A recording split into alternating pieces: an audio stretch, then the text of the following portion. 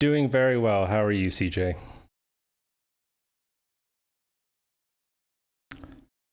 Oh, we have to be unmuted on Discord. All right. So doing excellent. Thank you for having me. I really appreciate you guys. Thanks for putting this on, and I'm very happy to be here. All right. Should we go ahead and get started? Let's do it. Okay. So, everyone, my name is Orchrist_GC. We are doing Master Sword and Dungeons. This is one of a few different dungeon-centered categories in Breath of the Wild. You have all main quests, you have all dungeons. But this one's my favorite because it kind of gives you a nice variety of different parts of the game. Like you get shrines, you do get the Master Sword, it's required for the category, and we do beat the game. And for anyone who's familiar with Breath of the Wild and is wondering, we consider the Divine Beast dungeons because it doesn't really have traditional dungeons in the same way. So we're going to start off the game from a new file. We have to get out of the Shrine of Resurrection. We have to get the paraglider. We have to make our way over to the Divine Beasts. There's going to be a lot of overworld movement, some shrine skips.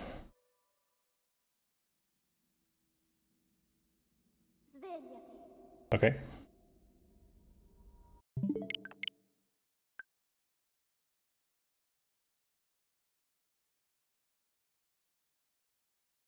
Let me know when you're ready.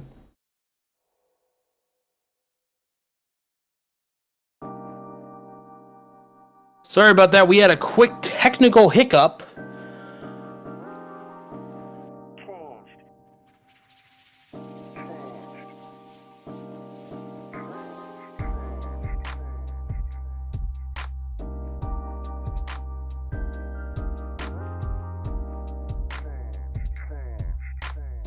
Yeah, sorry about that. Just a little bitty thing. We'll get that all set up for y'all. That way we can get back to the good stuff. Also, it's good to be caught it early. You know, you don't want to be like 30 minutes in and then we have to like pause and like stop and do all that stuff. No. False start. Take it back. Take a step back. Just 1 second. And we'll get thrown back in there. You know how it goes. Technical difficulties and all that. Hope everyone's doing well today. Control Z, that's right, undo, quick. Hope everyone's doing all right on this wonderful Sunday evening. I missed some of the Sunshine Run. I got to see the last half of it though, so I'm glad to see that. Do love me a Sunshine Run. Hope y'all enjoyed it if y'all saw it there. Hope you're excited to see some Breath of the Wild. Okay, I think we got the signal. We're ready to go.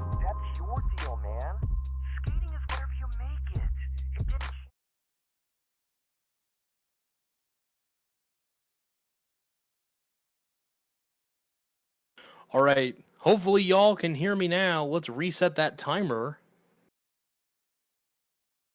Yeah, press 1 if you're a goofy goober. Yeah, we can definitely hear me. There we go. Or Chris. It's the run so nice we had to promote it twice, and of course, you know, our runner here is a good sport. So hopefully now all the bugs have been sorted out. We're gonna be good to go. On your mark, count us down. All right, so gonna start in 3, 2, 1, go. Now, just to check, you can hear me. Everyone can hear me, right? We can all hear you. All right, perfect. We can hear you. So let's try once again. My name is Orchrist_GC. We are doing Master Sword and Dungeons. We are playing this brand new game called Breath of the Wild. Just came out in 2017. This is one of a few different dungeon-centered categories that we have. We have all main quests. We have all dungeons, of course, and then this one, which features more shrines and the Master Sword and beating the game.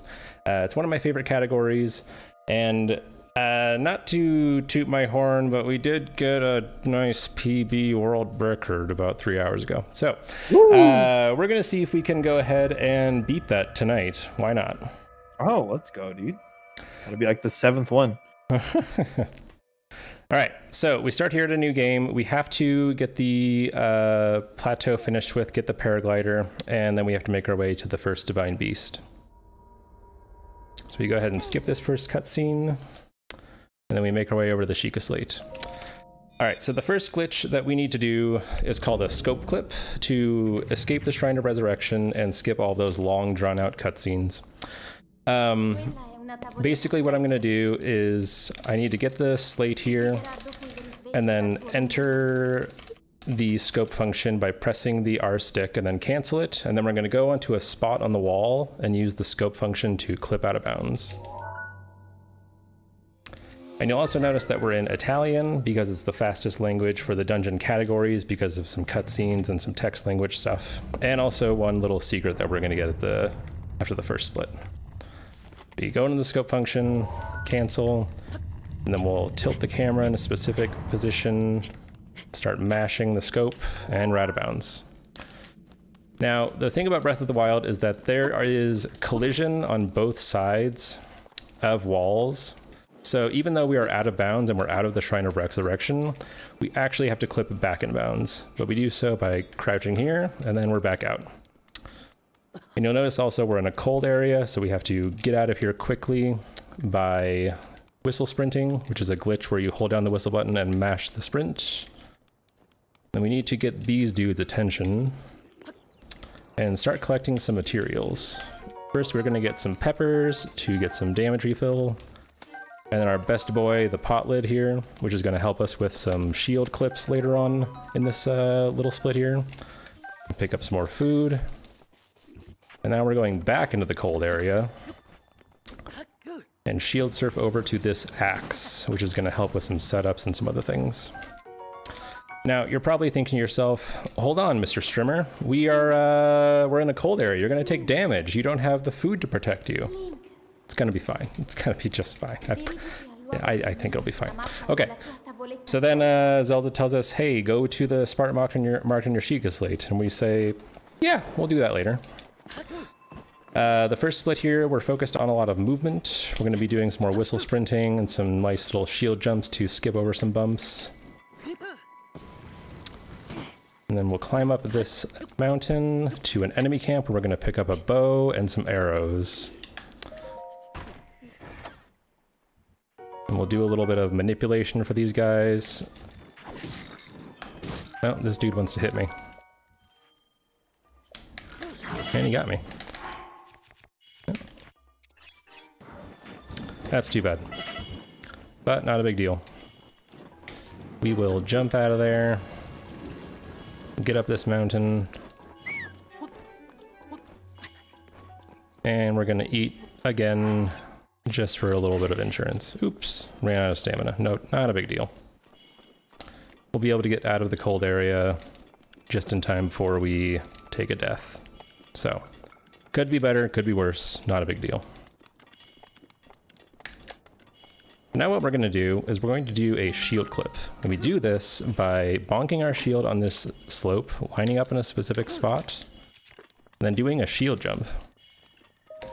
And what that was we achieved a state called skew, which means you bonk yourself onto a sloped surface, and that stores the angle that you bonked on into your shield, so that the next time you do a shield jump, you will tilt backward. And we use that skew state to clip through walls. All right, so first we are going to download the stasis rune.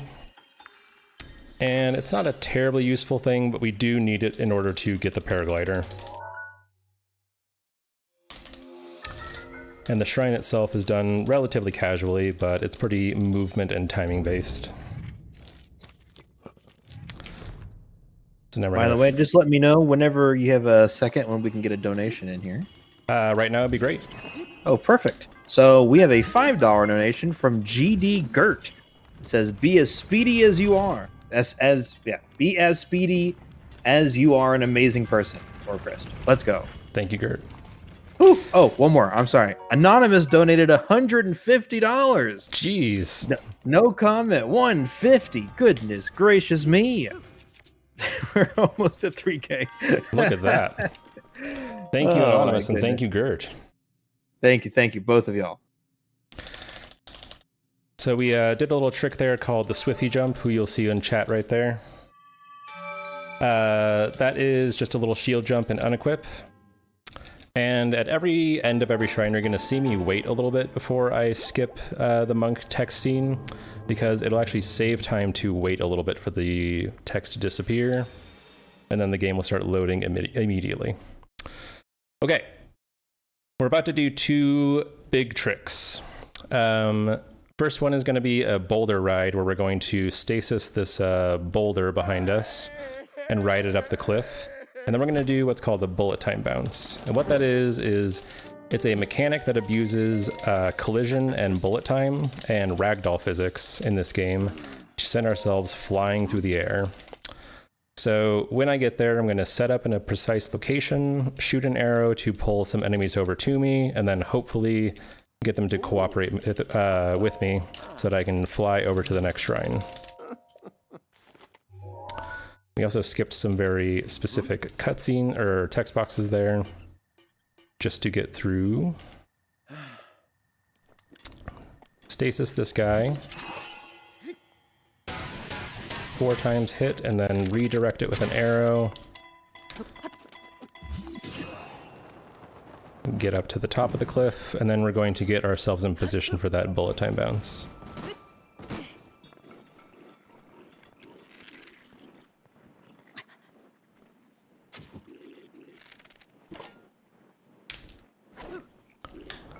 All right, looks good. So we do a shield jump and we bonk onto that red bokoblin, and then we just go flying through the air. Now, we're probably gonna die, right? Well, we just do this glitch called the fall damage cancel, where we throw a weapon, and as we're throwing it, unequip an item, and we're safe on the ground. And then we do the same kind of shield clip. We bonk on a surface, and then clip in through the side of the shrine. Then we have to clip into the elevator as well. Oops. Well, the elevator's being a little stubborn. There we go. No problem. Okay, so now we're in the Cryonis Shrine. If there's any donations, now is a good time to read them. If not, I'll just keep blathering on and on. Well, we got a $5 donation from RXNN. No comment. So thank you for $5. We appreciate it. Thank you, RXNN. For your I guess I'll also mention that that put us at Save the Animals is now winning over Kill the Animals. All right. Save the Animals. They're the only ones we have. They are the only ones we have. So without them, we wouldn't know what shine sparking or wall jumps are. Yes. Save those animals. Or kill them. Or kill them. Save them from themselves and us. Alright, so this shrine's pretty simple. There is one little trick here where we're going to use a cryo block to boost ourselves up onto this ledge. But we didn't get enough momentum forward, but we got the trick, so you get the idea, I guess. Alright. We're out of the cryo shrine, and we're moving on to Magnesis. So now we're going to do another bullet time bounce. After this, we're going to pull some bokoblins over to us. Almost like the developers intended us to do this kind of trick. And we're going to... Typically in other runs, you might go all the way to the Magnesis Shrine and try to get there before it has any opportunity to load. But we're actually going to stop a little bit early to get some fire and ice arrows for some strats later on in the run. So yet again, we get into a very specific position. Then we shoot an arrow and re-aim.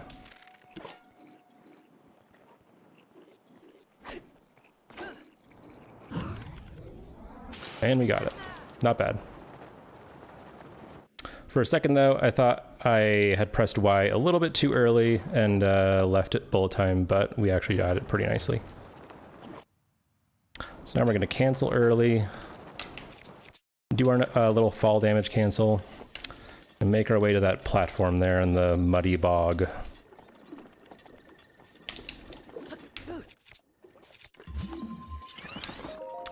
Right there you saw me drop a cryo block, but I also pressed ZL to get out of the animation a little bit quicker. And then we're gonna jump over this to this thing to help us get across. I didn't sprint. Whoops. Whoopsie doodles.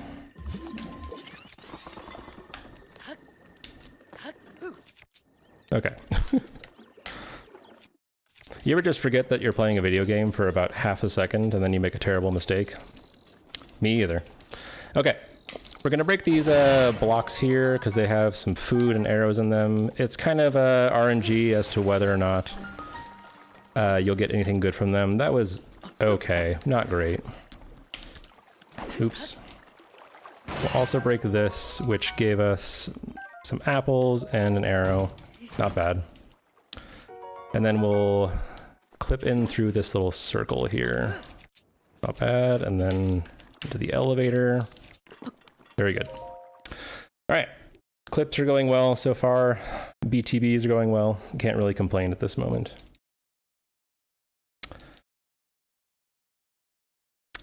And here in Magnesis, we'll download another rune, and we do have time for another donation. If not, no problem. No donation just yet. All right. So pretty straightforward shrine, the least trick heavy. All we're going to do is move a couple of blocks and doors out of the way and jump over a gap and hopefully not get sniped by a tiny guardian. I believe his name is Jeff? I don't know. He may have a name. Who knows?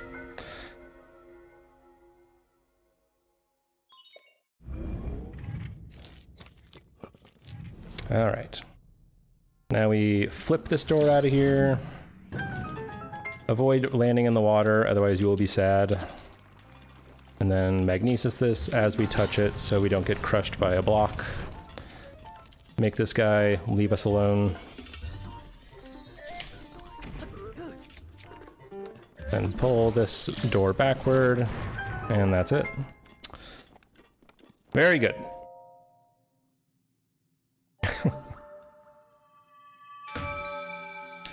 All right, so now this puts us going to the bomb shrine, the final shrine on plateau. We're gonna do a fancy little trick here in just a second. We're calling it a box walk because it is just as you guess, we are going to walk on a box. But I guess the trick is that it'll be flying through the air as we walk on it. So just hold on. You get into a precise spot and angle. Hit it 4 times. Direct it with an arrow. And then we climb up on this tower and try to get these guys to cooperate with us.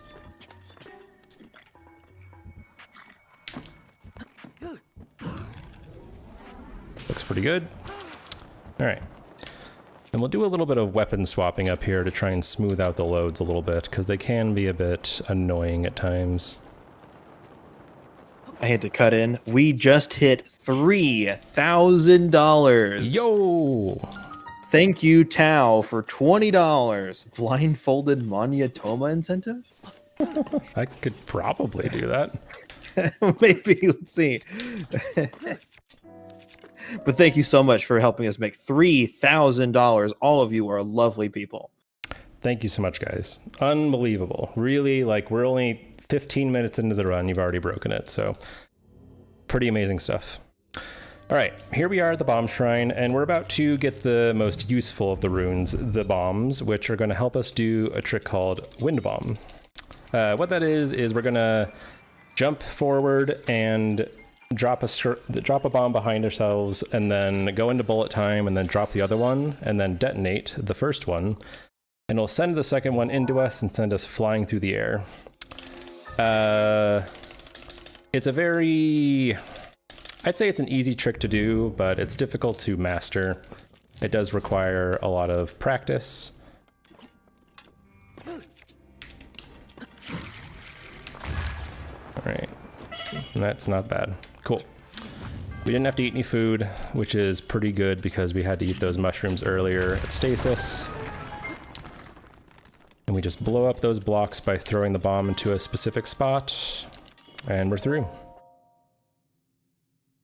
And it was a trick found by Glitch Hunter Satogashi, correct, about 1.5 years ago. And it's really turned this whole game on its head.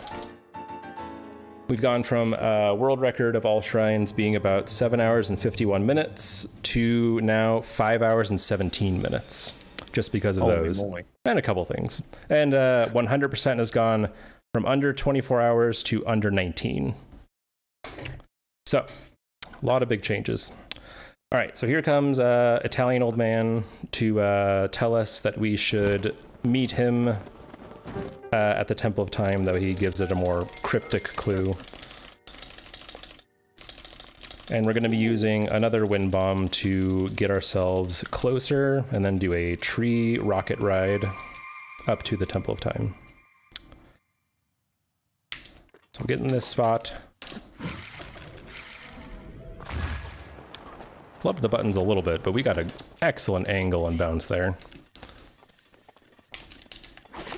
Gonna chop this tree down.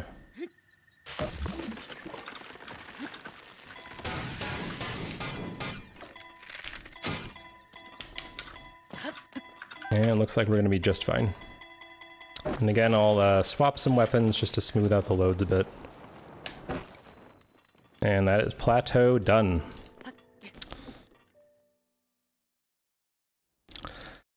So, not much left to do except for receive the paraglider and then activate the Great Plateau Tower. Doing so will activate all of the shrines so that we have warp points and can just open the doors to them freely. Can you believe? No. Okay. Can I get a donation in, or? Absolutely. Okay. So first of all, we have a $20 donation from Ratch, R-A-C-H. Says, proud of you, Orcrist. Good luck on the runs. Be a speedy human. So thank you. But also, Ice Age 678 donated $169.69. First time donating to such a great cause like this. I'm doing my part. Also, nice. Thank you so much, Ice Age. Ice Age is my IRL friend. So thank you so much. Thank you very much. Thank you, Rach and Ice Age. And thank you, Rach. Sorry if you heard that thing come through my speakers. That's just, my gold alert. So, just so you know. So that's how this run is going. Uh-huh. It's we're not ahead, but the beginning of the run was pretty good. So, anyway, so we got the Great Plateau Tower activated. The reason why we were clipping into the shrines earlier is because they're not active. You can't open the doors. But now we can just open shrines normally. And our first thing to do is to make our way over to a few different shrines that will give us spirit orbs that let us turn in hearts at the end of the run to get that required 13 heart number to pull the Master Sword. And we'll also be making our way to Va Meadow, first Divine Beast.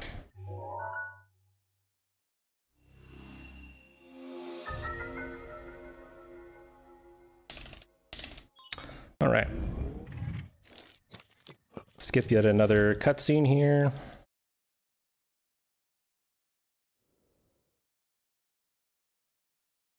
And get Link in position for this backflip setup. We put a square bomb down so it doesn't roll away. And then we do what's called a super launch. You'll notice casually playing this game that there is an awful lot of frame dropping going on.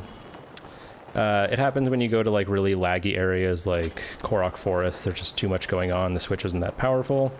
But what we figured out is that lag is something that you can abuse to go a lot faster. When Link is ragdolling through the air, there's this interaction between what we call his soul and his body, where they start to separate a bit as the game lags out. And if you can isolate that lag and then pull your glider on that lagging frame, the game essentially snaps the two together and it doubles your, well, it doesn't double your speed, but it increases your speed so that you can make your way to wherever you're trying to go in just one quick launch. And right there we did a little trick to mess with the shrine mechanics and make our way into the first monk off plateau.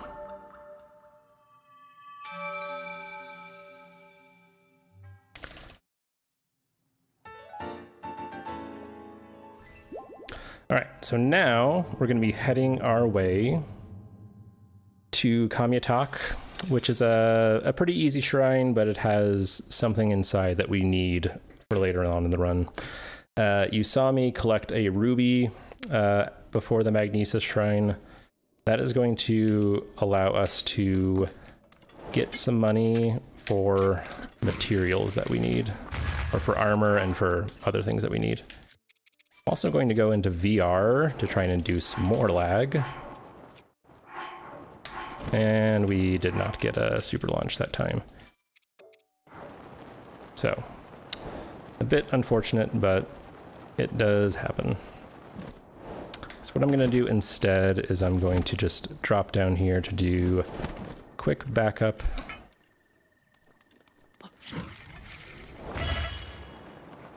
And then eat something so that we can do another wind bomb inside the shrine.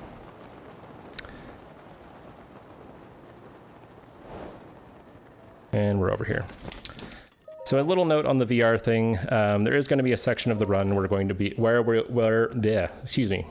be a section in the game where we will be in VR for about 5-6 minutes.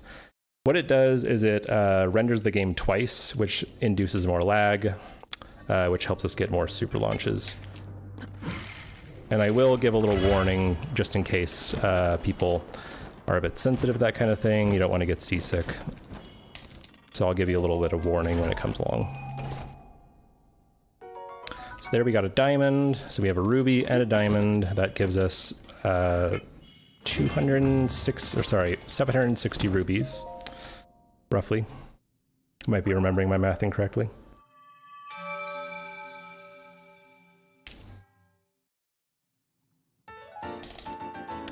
And now we're going to be heading pretty far north with another bullet time bounce.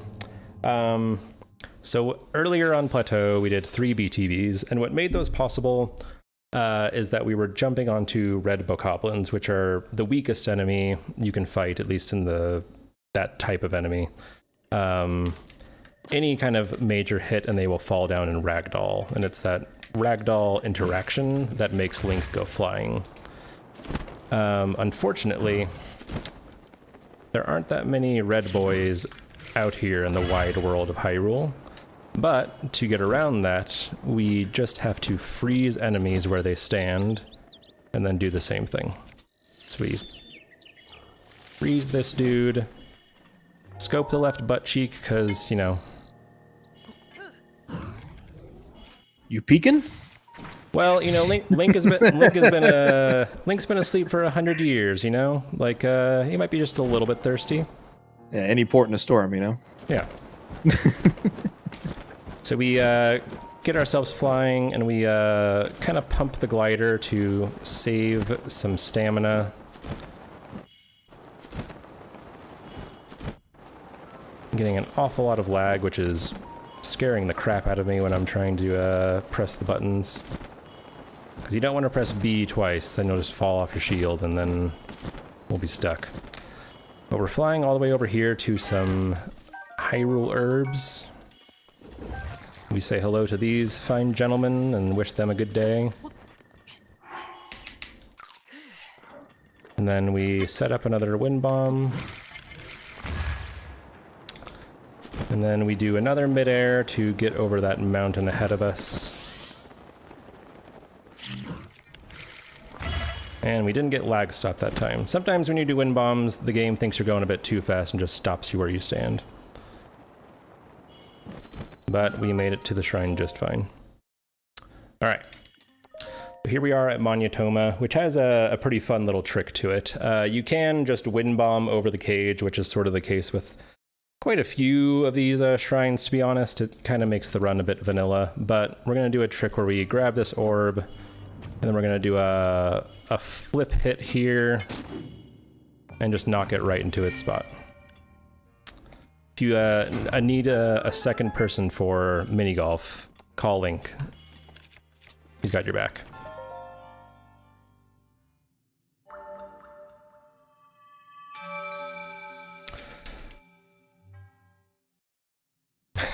Scope the butt, pump the glider, get the herb. Exactly. That's what the kids are doing these days.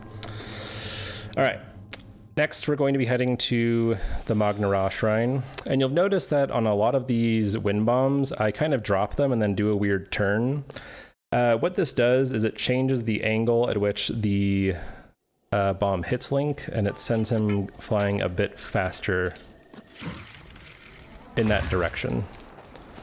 And we use that here when you could do a backflip setup, but it would be a lot slower setup. We drop down to this guy, and then we use the hammer to pop through, and there we go.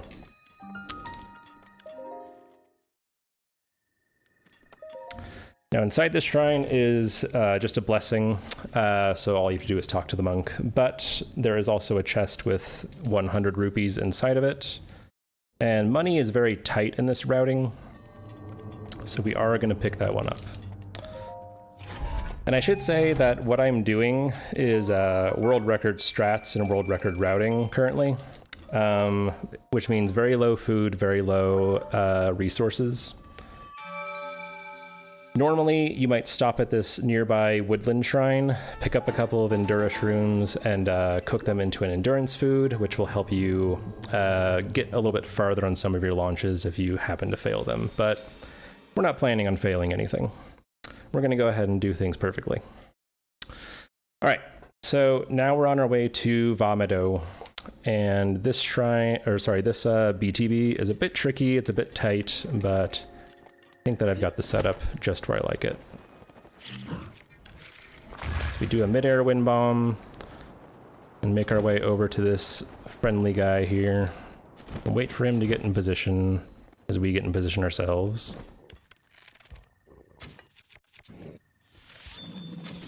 Okay, and I'm going to stand in a specific spot and scope him on his back.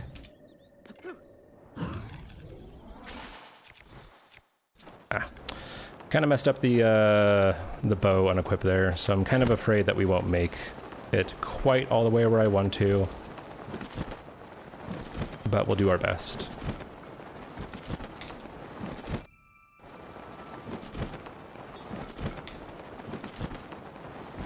Do some more pumping to save our stamina. Come on. The loads will cooperate with me. Alright, no problem.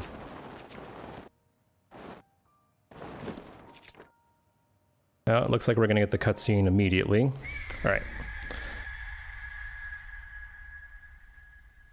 This is a good time to hop in real quick? Absolutely. Okay. We have a $25 donation from Spicy. She is trying her best to save the animals. I think I mentioned in chat that one of the recent donations has flipped the tables again. So now Kill the Animals is in the lead with 521.69 over 489 for Save the Animals. That's close. Let's go. And it's also one more. Newborn Insulted donated $10. Good luck, Gamer Peepo Shy. Thanks, Newborn. Alright, so right there we got a cutscene of Zelda telling us essentially that's a divine beast. It's been taken over by Ganon. You should do your best to go save it. And then we have to activate the main quest by talking to that burb back there. And then look at Baby Burb for some good luck. And this woman, Saki, she is a wife of the heir apparent champion of the Rito. He is over at the flight range, planning his next assault. And as you look out here, Link is enraptured by some memories of a mean man named Ravioli who mocked him for not being able to fly.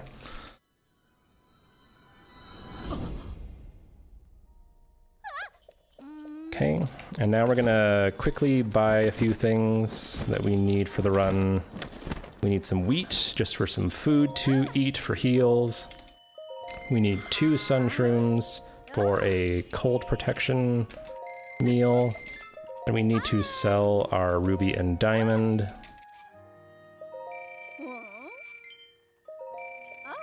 All right. And then we're gonna make our way over to the flight range.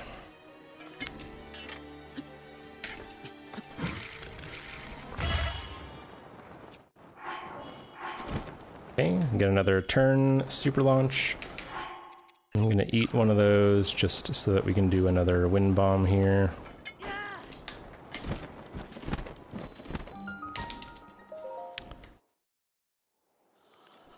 And we are here in the Shawarvo Shrine. Just another quick one to get our required amount of spirit orbs out of the way. This one's pretty simple. There are some clever wind bombs you can do to get all the way to the monk up above our heads. But we're not going to overcomplicate it. We're just going to do a wind bomb here to get up a little bit of some height. We're going to avoid getting shot by a guardian, hopefully. Nice shooting techs. And then ride this updraft to the monk.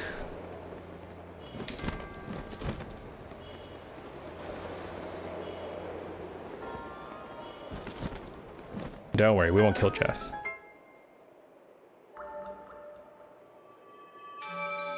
All right, not bad. Okay, so now it is time for us to go after the Divine Beast of this area. First, what we need to do is we need to get to the flight range and play a little mini game to prove our mettle. And then we can go on the assault. So we flip onto this terminal just so we can get bullet time.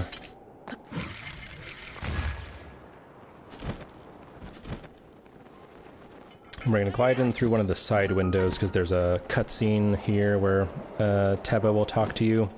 We don't really want that. We're going to get this long range bow because it is useful. And we're going to cook 3 chilies and the 2 sun shrooms to get a 12.5 minute cold protection meal. And then we'll move into our game. But before we move into the game, what we're going to do is we're going to shoot an arrow into the arena, then talk to him, and that arrow is stuck out there in midair. And as we start the game, it'll continue its flight and hit a target for us.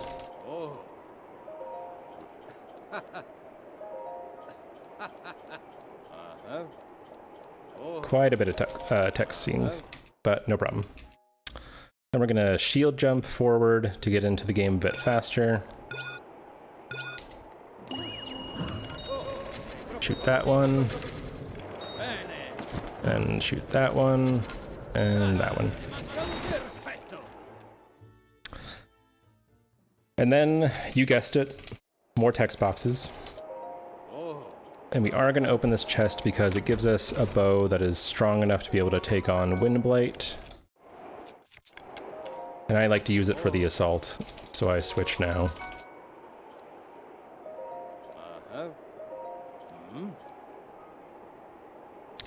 And we are on our way.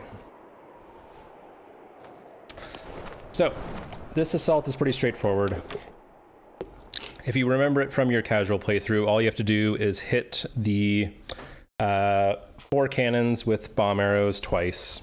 But we're going to do a pretty tight wind bomb in order to get there a lot faster than you would normally, and shoot them from a pretty fair distance. And with any luck, we won't miss any shots.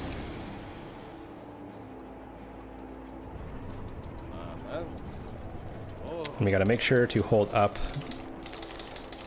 to say, yes, we're ready to go. I'm going to drop all the way down. Hit that first one. Oh, okay. I thought we might have gone a bit too high, but we actually got a very good wind bomb. And just refresh my stamina here. And those should hit. And then take out this one. And then take out the last one.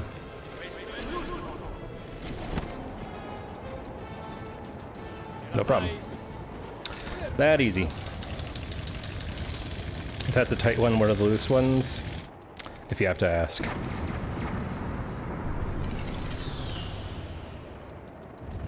Alright, that is Burb Assault out of the way.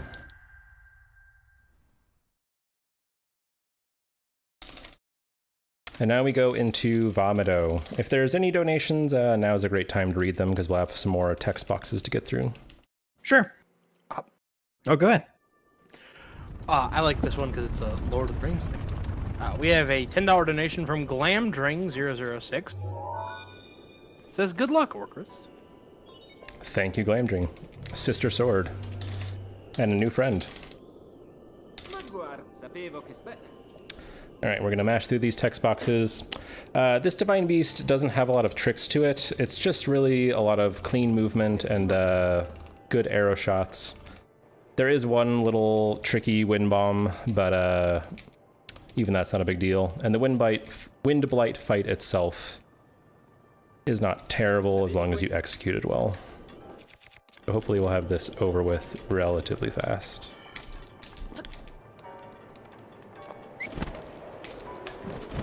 And we're gonna have some issues there. Sometimes you don't get a good glide there. Happens to all of us. I'm gonna shoot this eye, and I'm gonna throw a bomb at this one because I'm a little bit worried about my arrow count. Normally you would shoot that with an arrow.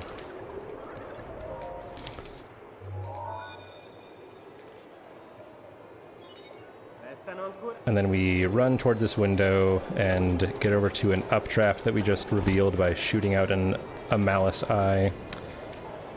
And then glide over to an opening. The game wants you to do this clever little tilting puzzle where you download the controls of Meadow and then you tilt the beast to the side and move a block around and stuff. Well, you can just glide in the window. Then we come out here, and we drop down just a tiny bit, and then glide into the next one. And then we get ready for our little midair to get over to the front of the beast. Oops, messed up the camera.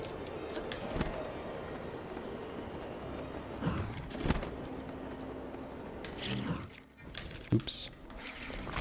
Not bad. And then we have to shoot out a Malicai from the distance. You can do it when you're closer, but it's just a lot safer to do it this way. Especially with a low arrow count like we have. And then glide over to this other side of the beast. I'm going to shoot out another Malicai that's covering up a 10 ice arrow chest.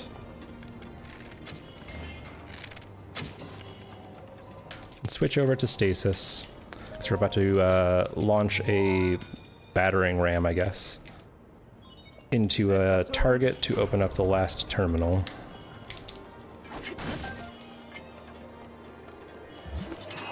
So hit this 3 times. Switch to Magnesis to pull this over. And then get our arrows ready for the boss fight.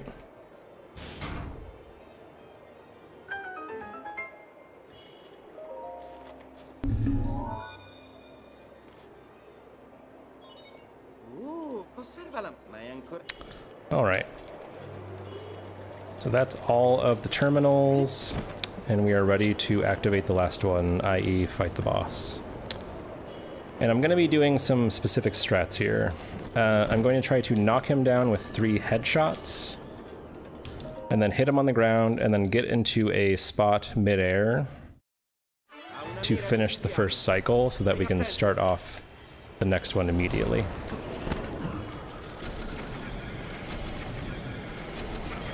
Switch to ice arrows, give him a couple shots to the face.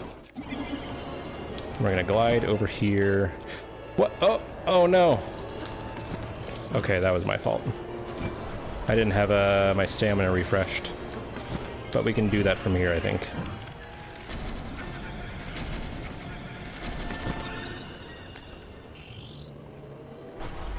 I wondered what was wrong. I was like, why did I put the glider away? Oh yeah, you need stamina to glide.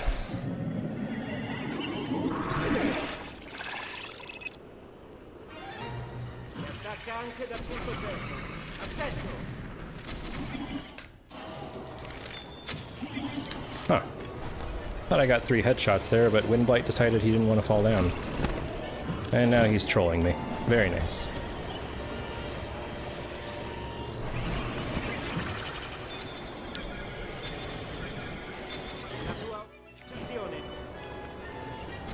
Oh my gosh.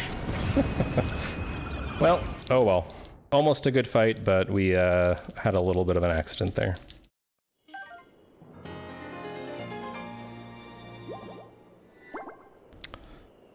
But we didn't die, which is, you know, good news.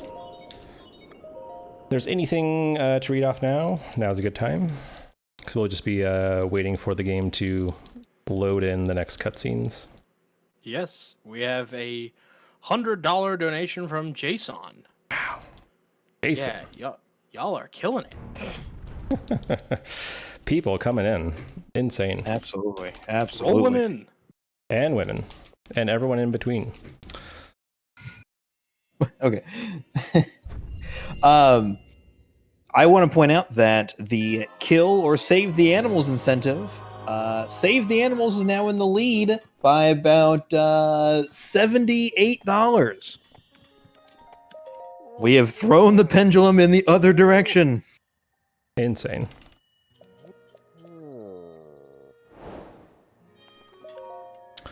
All right, so we need to talk to the Elder once again to get the Great Eagle Bow, best bow in the game, don't at me.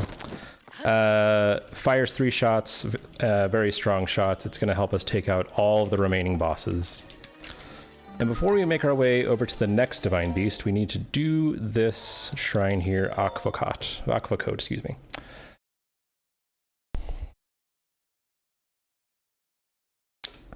And this is a pretty easy one. We just wind bomb straight to the monk.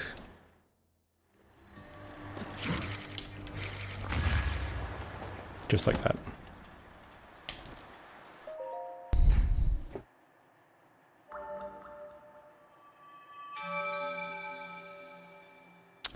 All right, so now we're going to make our way over to the next shrine, which is Tina Kosa. We need to do a couple of sort of tricky super launches over there, but I think that we'll have no problems.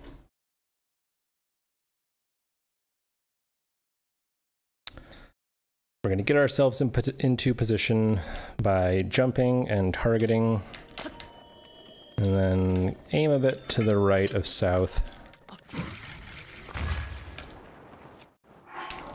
Get that super launch. That looks pretty good. Some decent speed, but height more important than anything else. We're gonna head to this pointy rock right in front of us and do another quick turn and super launch.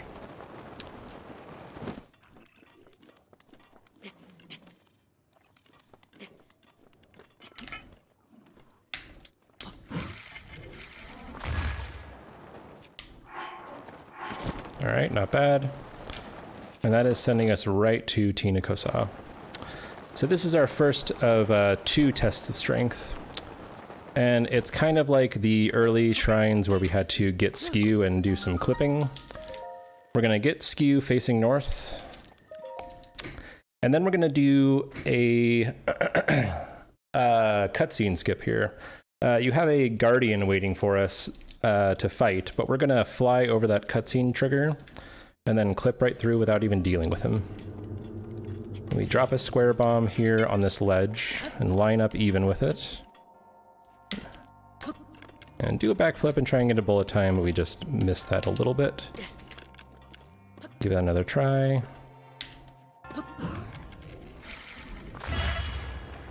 Okay, I got a little bit scared there, but we're okay. Clip into this pillar, and we're through.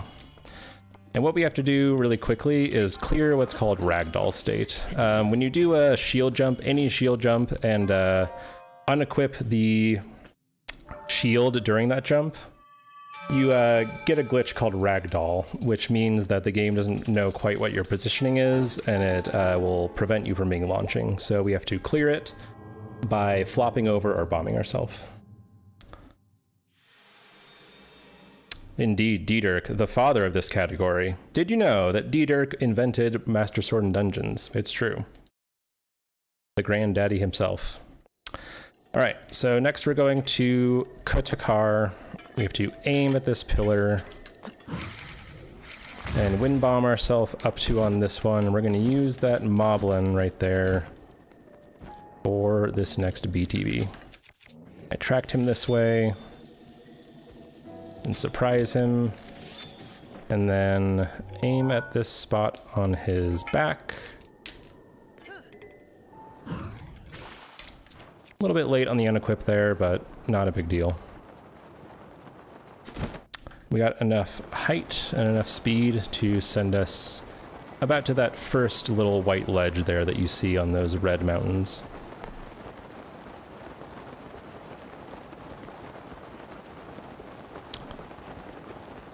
And as we fly, we're gonna unequip our shields so that we don't do any damage to it. And then we're gonna whistle sprint to get into position for this next little launch. And then we need to unfreeze that big ice block there.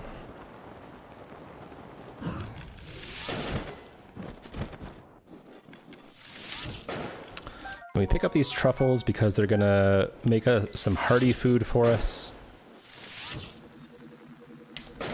And I'm letting my weapon break there.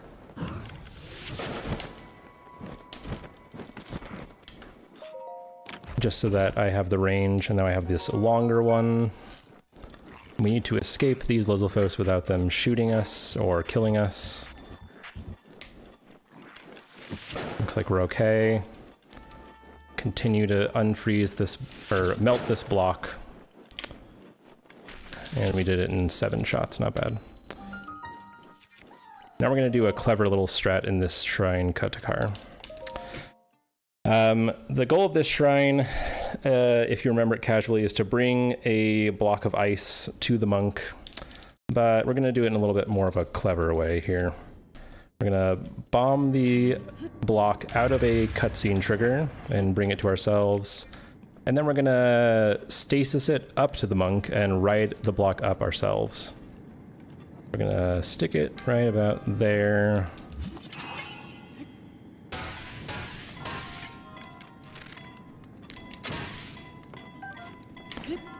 And then hop on top.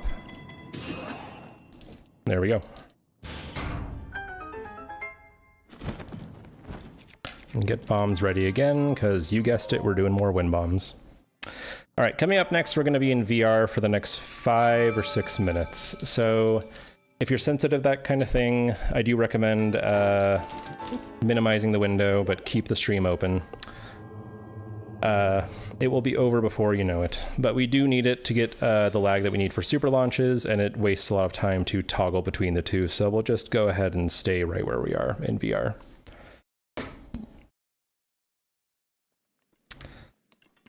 So now we get on the terminal and do a turn VR super launch. And that looks very good.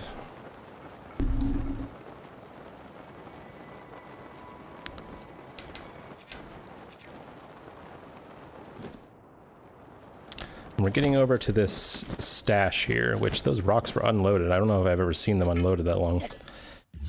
We open it up by magnesising a weapon and moving the blocks aside. We're getting a metal shield for later. 1, because it's a good shield. And 2, because wooden weapons will burn up on Death Mountain. Same reason we get that metal bow. We also get the Edge of Duality for a little boss fight coming up. And 300 rupees and 5 bomb arrows. Now we're going to do another VR super launch by setting up on this rock and then aiming directly at town, where we are headed.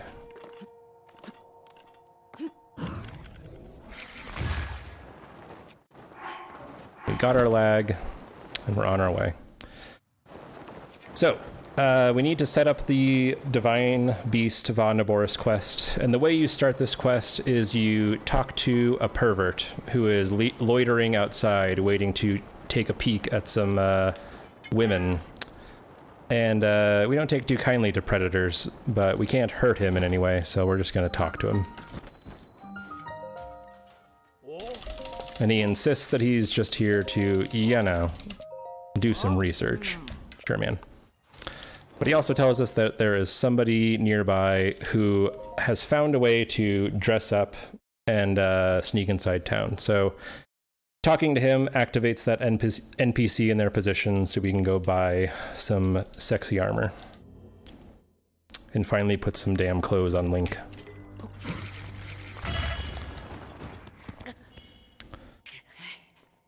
Hop over the monk. And we're in there.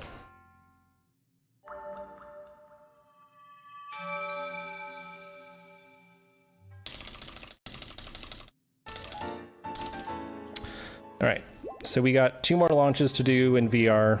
It'll be over in just a couple minutes, promise. This next one is maybe the trickier of all of them. It's kind of tough to get lag from the spots that we look to, but hopefully we'll get a little bit lucky.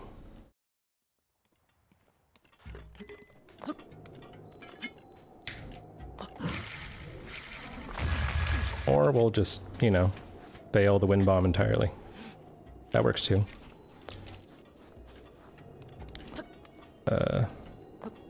Link. Thanks, buddy.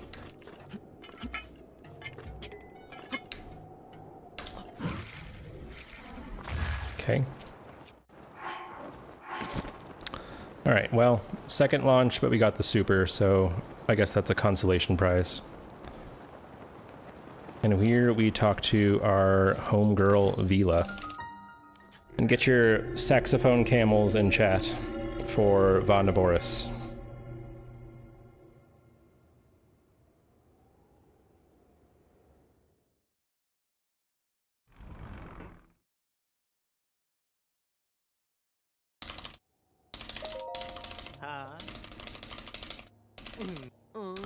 So here we have Vila, or Vivian in Italian, and they sell us Gerudo Vi armor for 600 rupees. And Link is looking quite hot. Of course, we all know that. And of course is enamored by how cute he looks.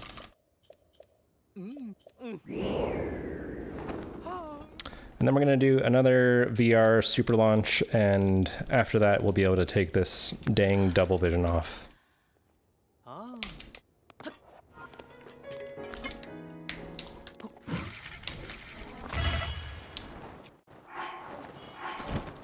It looks like we missed that, but that's okay. We're gonna...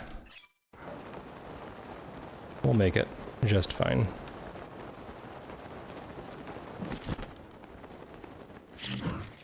Uh-oh, we have a cat. Hi.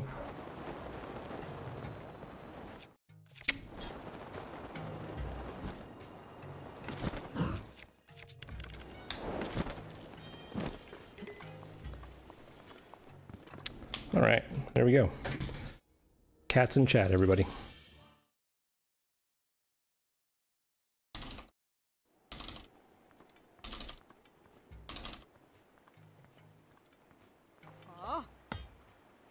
Streamer show cat. Okay. This is Marcy. She's a cranky. She's letting me know that she wants food.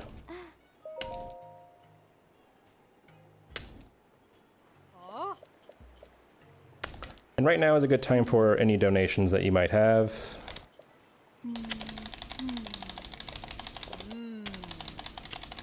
All we're doing is getting through some text boxes.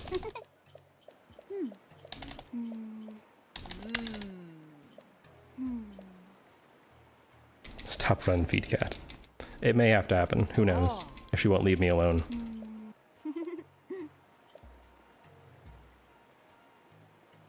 Alright. Now we go back to Katakar so that we can get to the Daddy Koga fight. Hello.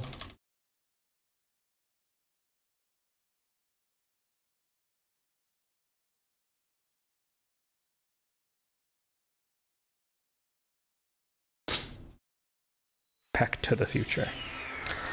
All right. We need to just clear this hill, and we can do that with a quick little turn wind bomb.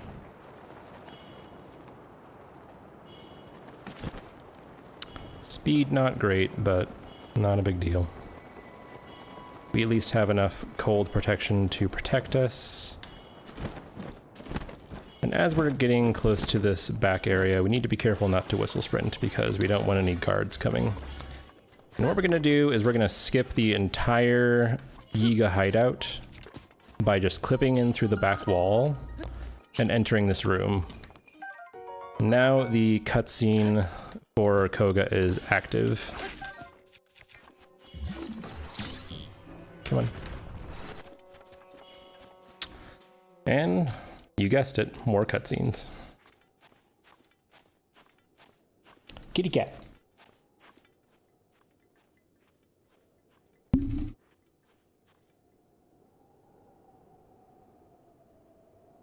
Hello.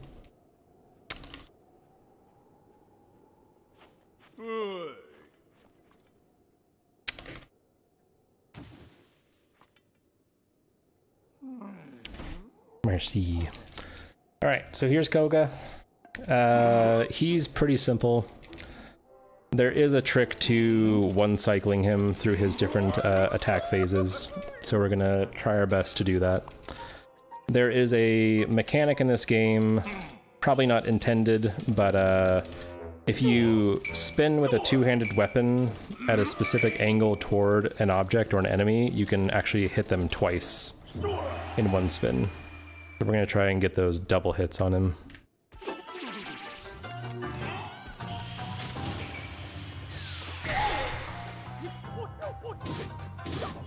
So you can see there, we're hitting him twice every time we hit him, and that ends phase one.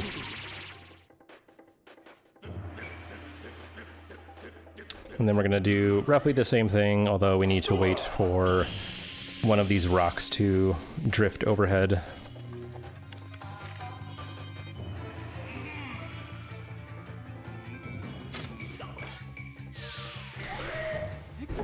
We're gonna get those double hits yet again and end phase two.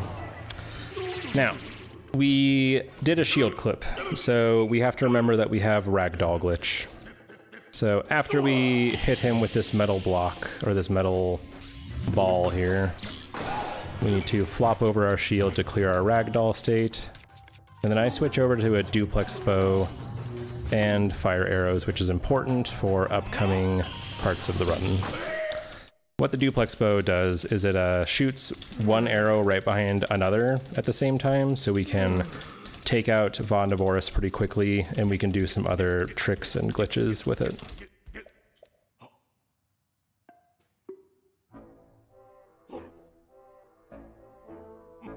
Okay, you need to get off. Come on.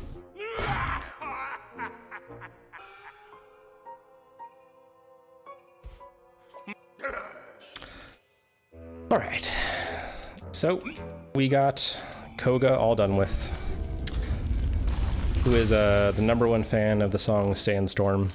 Rest in peace.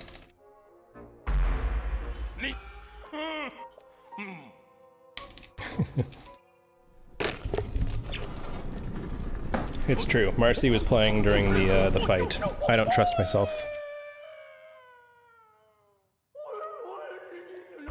Alright, we got Koga all done. Now all we have to do is pick up the Thunder Helm, which was stolen by the Yiga clan, and that will let us advance the quest.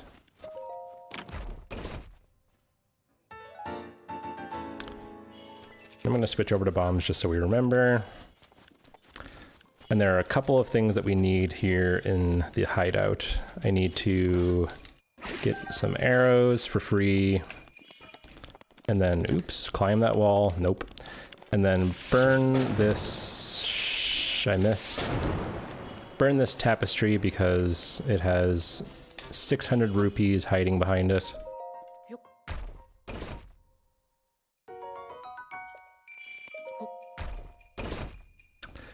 And then we're going to use one of Rivali's Gales in here to get up to this platform a bit quicker than the typical climbing would. And climb that wall, yep. And then steal all these nanners, because they're going to give us some attack up food that is going to make...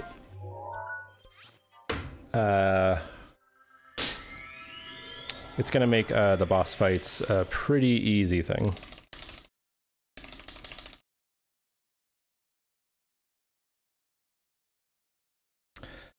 Alright, so here we go up to Gerudo Town, where we need to buy shock arrows, which I didn't realize this until doing bingo recently, and I guess I'd just forgotten it from previous playthroughs, but in order to do the Va Ruta assault, you need to have over 20 shock arrows in your inventory, or Sidon will not let you proceed, even though it takes only 4 to get through.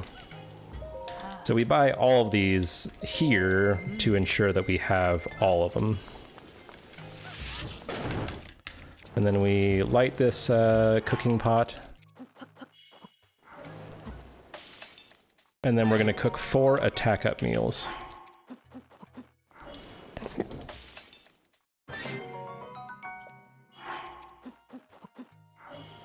Oh, that was 4. Okay. While you're cooking, mind if I hop in for a second? Absolutely. Sure. We have a $20 donation from Liz the Wizard of Oz. Thank you so much. No comment, though. Thank you, Liz. And we got a $5 donation from Anonymous that says, do the Nene epic swag. You know, you kids, you crazy kids these days, I can't keep up with all these new TikToks. You crazy kids of 2012. Thank you guys so much. Yes, thank you for donating. So here we are yet again at another Mashers opportunity. We just need to get through these text boxes and another memory cutscene. And then we'll be heading on our way to the Va Naboris assault. And it's quite the jam, I must say. So if you want to get your cat jams and blob dances ready, this is the time to get that primed and ready for the chat, because it's about to go down. And of course, your saxophone camels.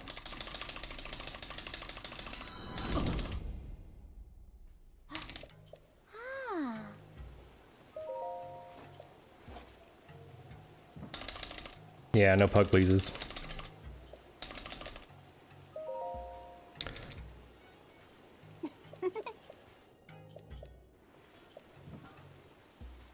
Alright, we're done talking to Riju for the moment. Guess what? We're going to talk to her some more in just a second. But she wants us to head over to the outpost there. Go ahead and get us a little cheeky super launch. Takes her seconds or moments to get there, and we're just a little bit slower.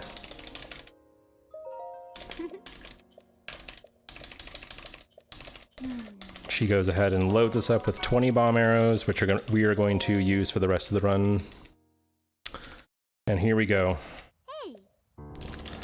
Riju Patricia, that is her name, Patricia, the sand seal and our sand seal. Let's call him Rigby. How about that?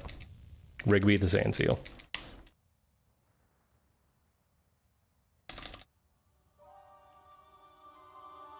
All right, it is time to dance.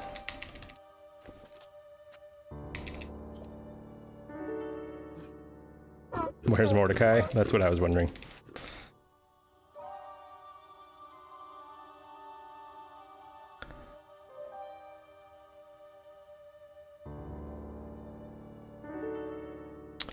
All right, I don't really know what the trick is here, but sometimes you get like a first frame dash from the seal. And we did not get it, but you just kind of like smoothly take off. And I don't really know what leads to that, and I try to mash it in there every time, but who knows. So this assault is pretty simple. I'm not going to go left or right at all until we see the first pillar ahead of us through the mist. And I'm going to kind of bend to the left just a little bit. There we go. And this is so Riju doesn't get stuck behind me because I kind of left her in the dust. And then I'll start slowing down because the camel is going to target us. And we need to get back in Riju's protective field so that we don't get killed. And she did not leave us behind, which is good. And then we're gonna start taking out these feet with the duplex bow.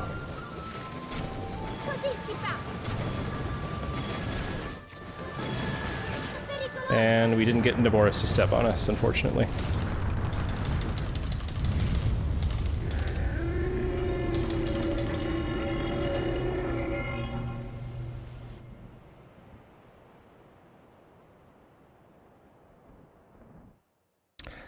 No joke, I have a clip from my stream of getting stepped on by Naboris, and it legitimately took a quarter heart. A quarter heart. From a 500 megaton camel, a quarter heart. Pretty great. So here we go into Von Naboris. This is the trickiest one, casually and speedrun-wise. There's a couple of pretty difficult tricks to do in here, and hopefully we can get all of them without too much trouble. Excuse me, bitch! I'm sorry. I forgot to split. I apologize. How could you? I did not see that coming. Anyway, so this first thing we got to do is we got to get a monster part for a potion later. So we're going to kill this dude. Maybe that's Mordecai. Oh, he lived. Okay, and then we're going to do this neck skip. I'm not really sure if there's a name for this, but we use Revali's Gale to get up to this area, and we push an electric terminal into position.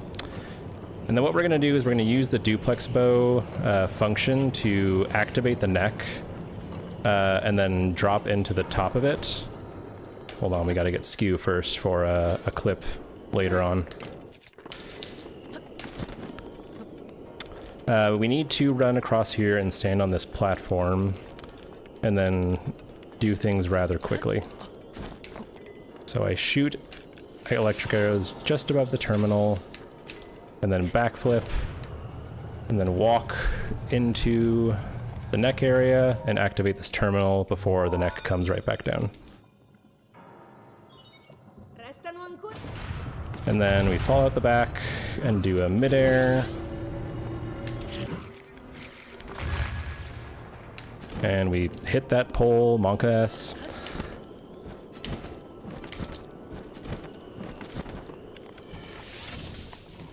I missed. Imagine that.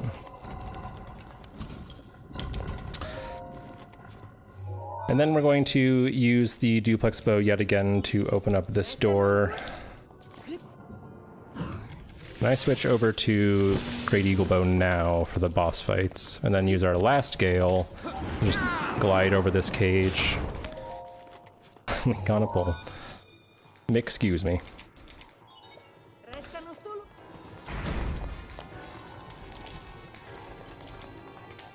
And hopefully not get shot by one of these dudes. And then glide over to this next one. And that's 4 out of 5 already. Sometimes those guardians do chase you in, they get put themselves in timeout, and I guess just never leave. Live the rest of their lives there. Alright, so you saw me do a shield bonk before that neck skip strat there. I did that to do what's called an extended shield clip. This wall ahead of me, this gate looking thing, it's clippable, but it's thicker for whatever reason, so you can't just do a normal clip through it. What you have to do is do a shield jump with skew, and then on a specific frame, do another shield jump to get through it. So let's see if I can get that skip here. First, we need to rotate this 3 times, and then run on this platform, and then get ourselves into position to catch the spinning room as it comes into frame, and then switch over to bomb arrows for the Thunderblight fight. And that is our 5th and final terminal.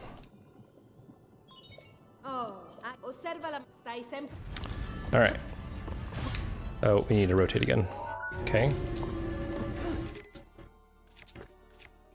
Okay, we missed it. We'll try again.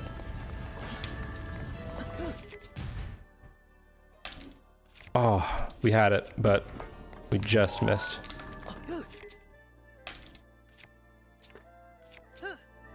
Try again.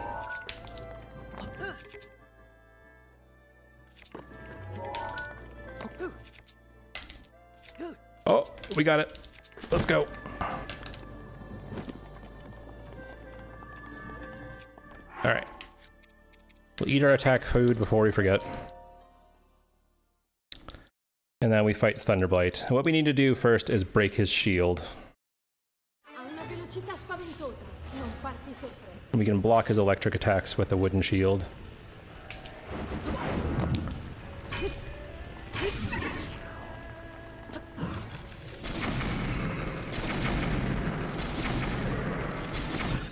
Alright, we got him out of phase 1, and now we just switch over to Magnesis. Walls are suggestions, indeed.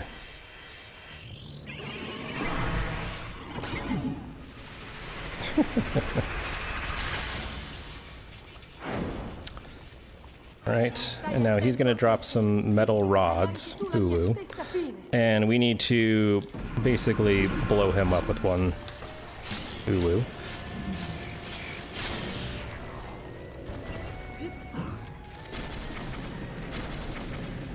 And there he goes.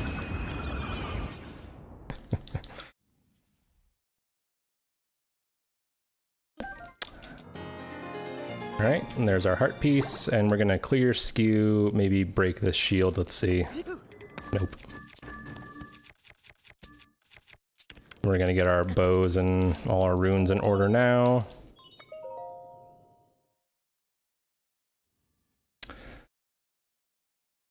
And not too bad.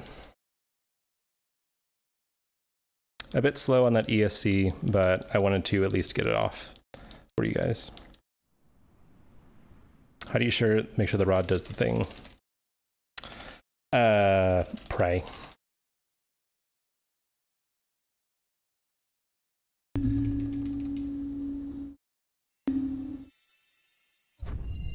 All right, that's Vondaboris. Okay. So that's about the midway point of the run. Now we move into kind of a little mini shrine rush.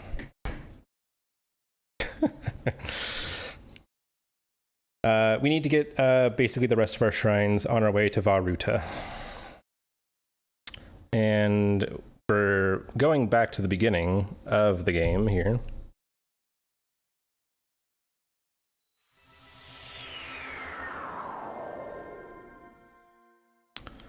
Aim at this mountain and put down our square bomb. And go into a backflip setup. And get another super launch on our way to Bashkala. And this shrine is, you know, really meant to be the most beginner friendly in the game. All you have to do is run and glide. And we got unloaded, so that's pretty cool. But what we're going to do is we're going to do a little weak launch with a square first front hop wind bomb, and that will send us to the monk if we get the right timing.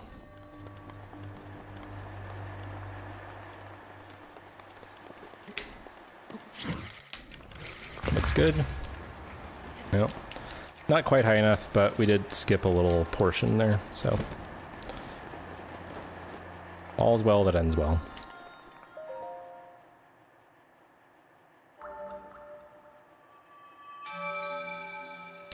right, now we head over to Wagokata, which is just another quick super away, and maybe a little bit more exciting than Bashkala.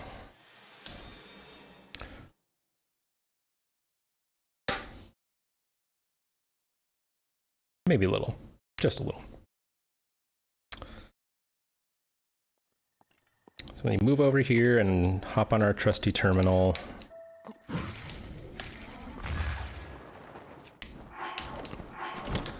We induce our lag and pull the glider on the lagging frame. And maybe we'll get double unloaded PosChamp? No. No, we don't. But, oh well.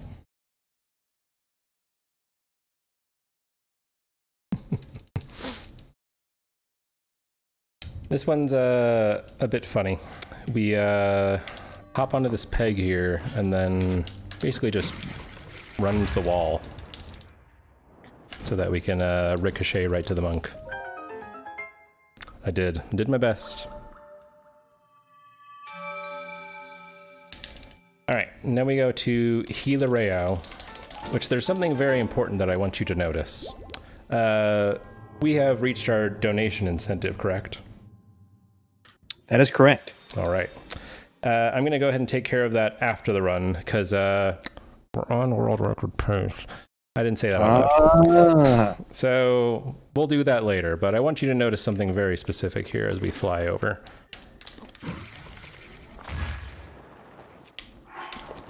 Oh. Okay, maybe we don't get a super launch.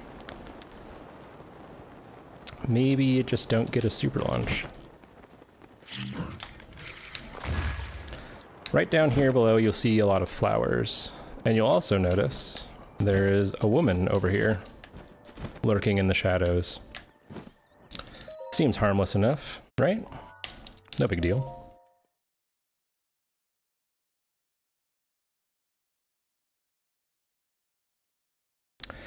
No harm there, just a normal woman hanging out there, right? Right. Moving on. Oops. Come on. Link, I believe in you. Sort of. Do a delayed turn and fail it. Because, you know, why not? We said the naughty word, so the game had to do something mean.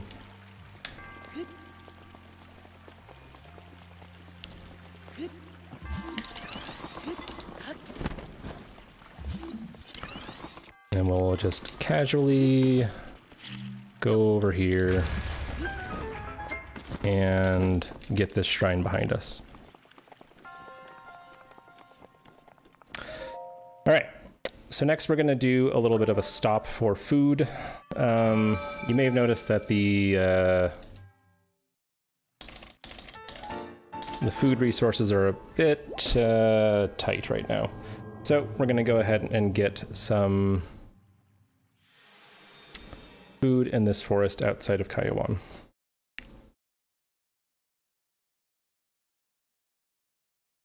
Say a lot of naughty words. It's true. All right, so doing a little backflip setup here.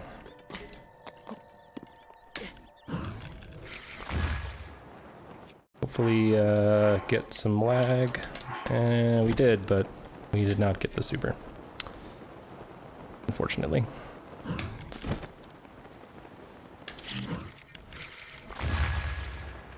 Come on.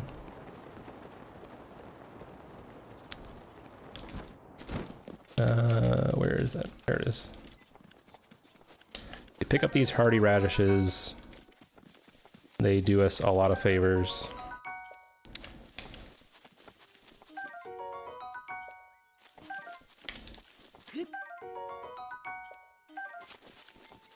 And then we go ahead and get this guy, and this guy.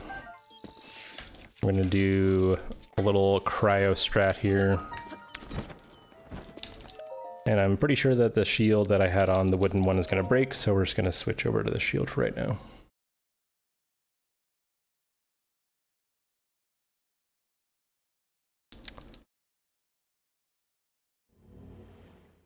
we set a cryo block here on this waterfall. And do a shield jump onto the other one as it rises. Take out that dude.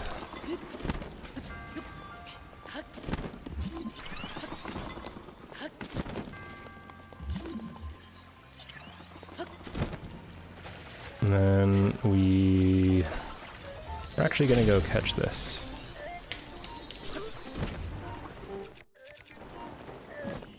Nice. That'll save us a little bit of time, maybe. Or maybe not. All right.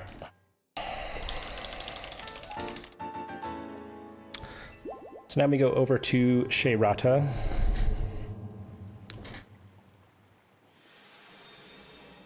Just a couple of easy launches away.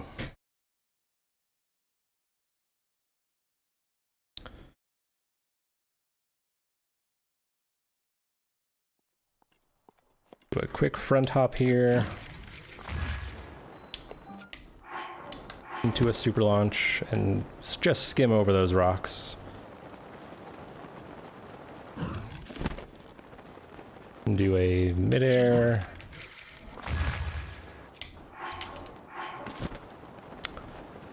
I don't know if that will go all the way. I guess we'll just have to find out. Nope.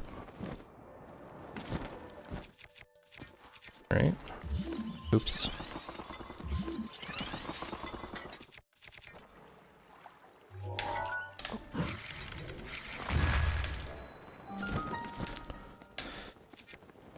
A little bit greedy there, but it's fine. And then we will move on to this next one. We need to get Skew inside of this shrine because we're going to be doing another test of strength right after this. And for this one, we're going to do a square first, which worked really well because we got just weak enough to pull our glider and not ragdoll around. And then I got Skew there on that sloped surface, as you saw.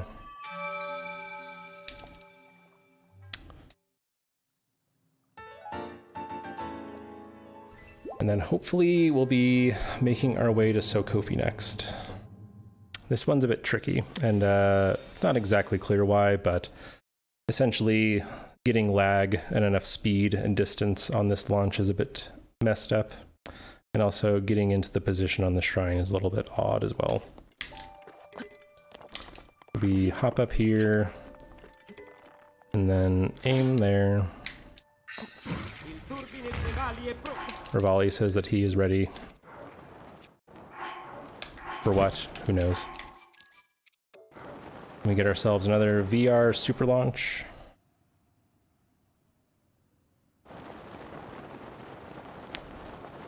And then we'll get ready to do another cutscene skip as we did about an hour ago.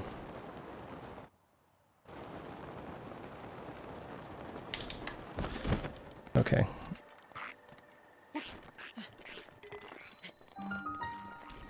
Just for safety, we're going to grab that hardy radish there. And make our way into a minor test of strength.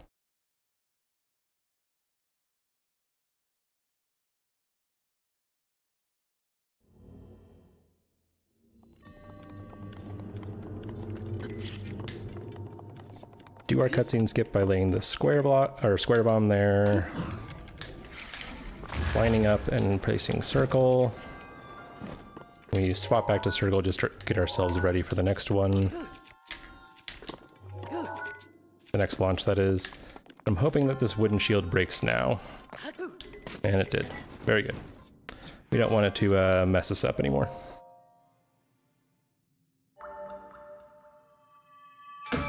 All right.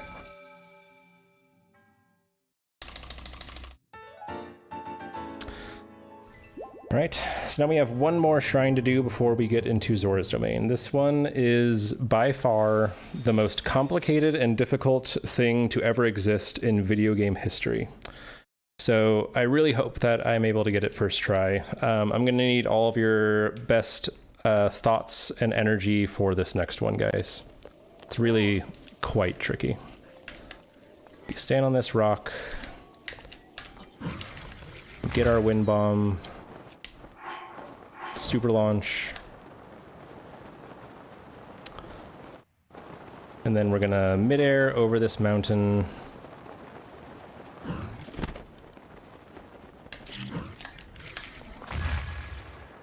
Not quite enough height, but not a big deal. A little bit of rain from Zora's Domain messing up the climb.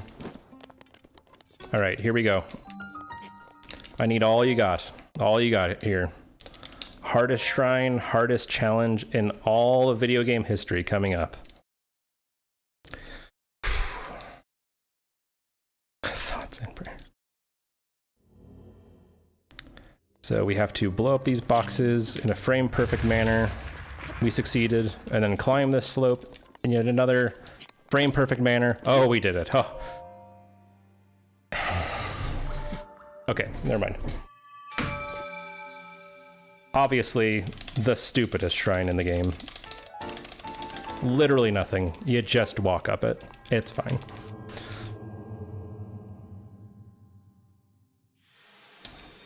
Now, I'm not joking. This next BTB to get into Zora's Domain is terrible, and failing it doesn't really have much of a backup, so I actually do need a little bit of good vibes here. Okay, that's a bad start.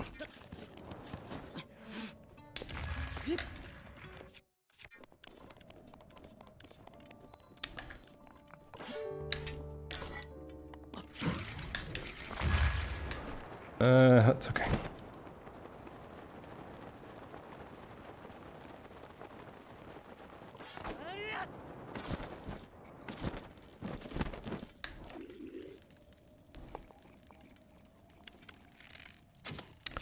So we shoot an arrow just to pull this one dude out, and then freeze him as he turns.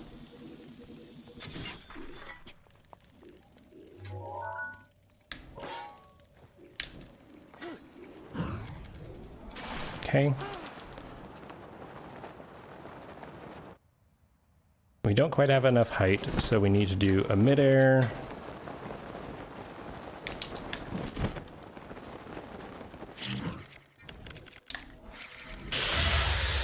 Oh, I saw that happening. Okay.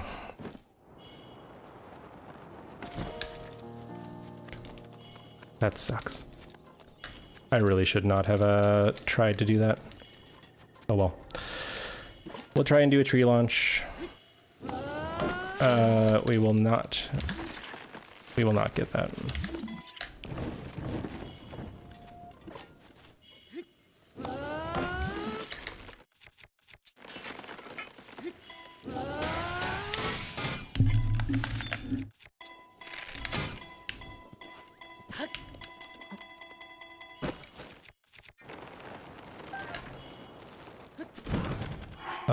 Why do I have no health?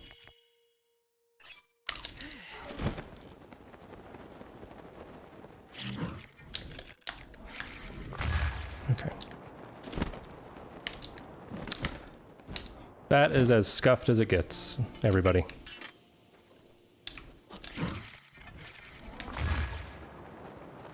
But we'll make it in.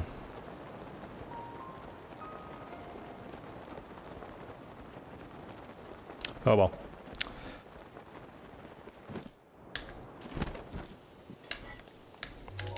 Come on.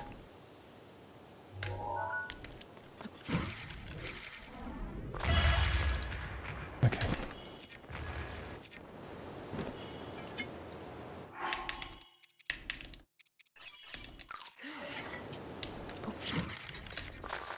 Oh boy.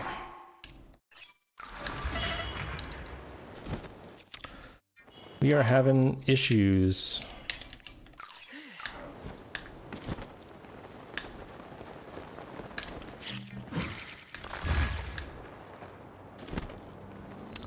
It happens. All right. Well, we're coming up to a big break in the action, so if there's any donations to read, now is a great time to get through those. No donations to speak of at the moment. Fair enough. Yeah. So, Okay. what we got here, if you've just joined in late, is Master Sword and Dungeons. This category was started by, you've seen him in chat, D-Dirk. It's had a relatively similar route most of the time that it's been around, but it's come quite a long distance since the early days. I personally had a PB of 2 hours 38 minutes when I ran this category a year ago for speed docs, and also no, never mind. But since then, I have PB'd by over 20 minutes, taking the category kind of to its limits. There are some rerouting ideas kind of in the works to save a little bit more time here and there, but for right now, we are right here, sitting at 218, which we can do a lot better. We were ahead before we said the naughty word, so we can definitely beat this PB at some point. But tonight doesn't seem like that night. It'd be like that sometimes. That's all right. It do be like that.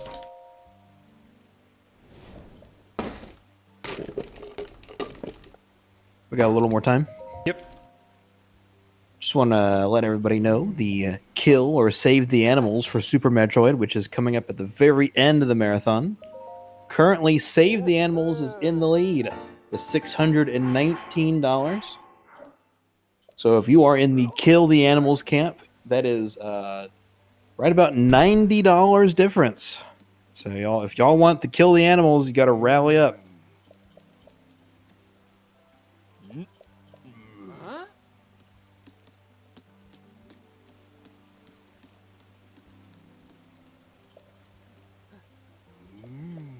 All right, so that's the first round of talking our fish drama out of the way. Basically, older Zora there is angry at Link for convincing Mipha to pilot Divine Beast Ruta. Puzzle General for the raid of 10. Thanks for the raid. Welcome in.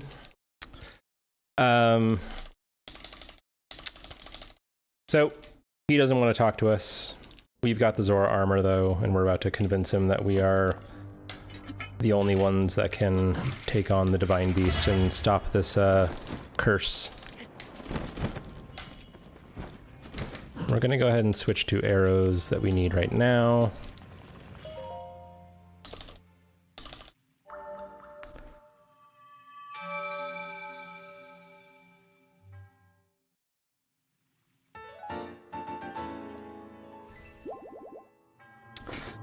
And then we go right back into more text boxes. PogChamp.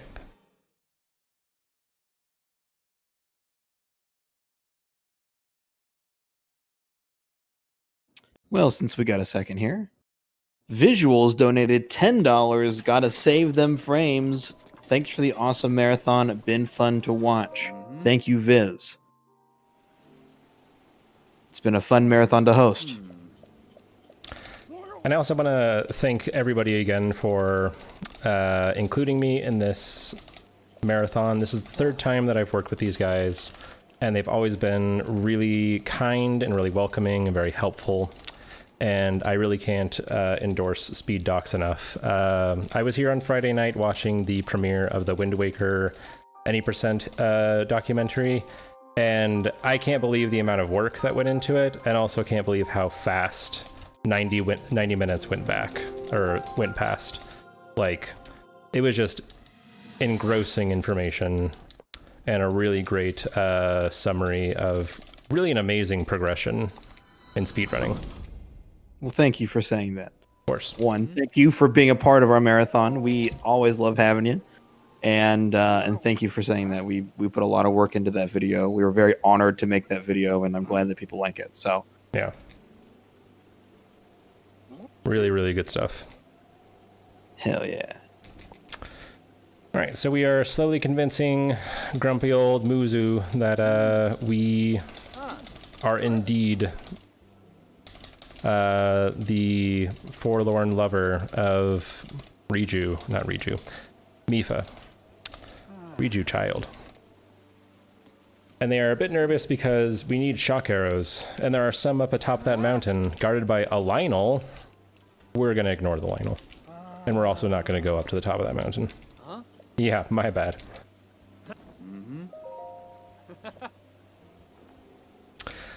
Okay. So now Sidon is gonna head up to the top of the dam to get ready for the assault. And we are going to meet him in just a moment. If Link will cooperate, maybe.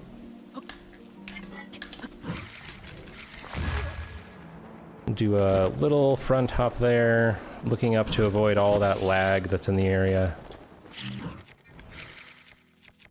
And then a midair. Get right to Sidon and get our cryo ready for the assault. So he's going to check whether or not we got 20 shock arrows in our inventory. We sure do. We are ready to ride the fish daddy. And there is a very clever skip here to one cycle the Divine Beast, and I'm gonna go for it. It doesn't cost anything to go for it.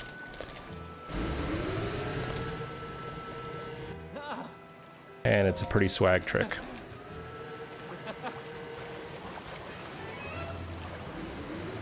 So he takes us out. And what we're going to try to do is break these ice blocks that he sends out immediately. And then try to shoot one of the terminals from the water down below just before going up the waterfall. And then hit the other three.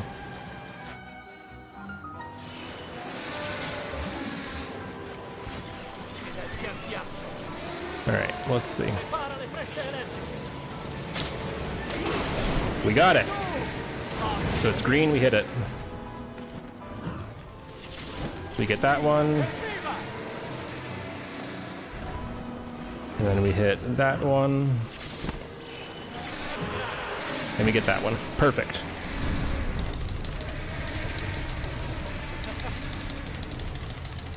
Good night, Roxanne.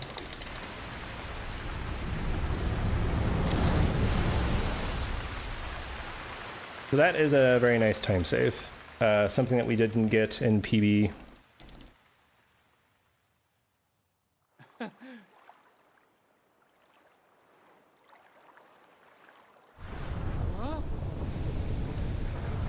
Now we're ready to take on Varuta, which is maybe the second easiest, I guess. It's just all about cycles. All these Divine Beasts are about hitting those cycles as you're supposed to. So what we have to do is we have to make our way to the top of the Divine Beast first. And we do this by using Rivali's Gale, which we have 3 of currently. But there's some cycles that we need to get ahead of. There's a water wheel that's spinning constantly, or at least as the game is running. And if we are able to move quickly enough, we can meet it when it's in its downward position while not missing any time. Because if we are too slow, then we miss it. And just like the previous Divine Beast, we do have to download the controls. Only Meadow you can get away with not having the Divine Beast controls.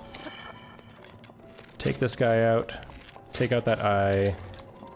Rotate this. Switch back to Cryo. Then do a quick little shield flip over this way to download the controls for the beast. And very important that we remember to move the trunk all the way into its top position once we are done with the download and the text boxes.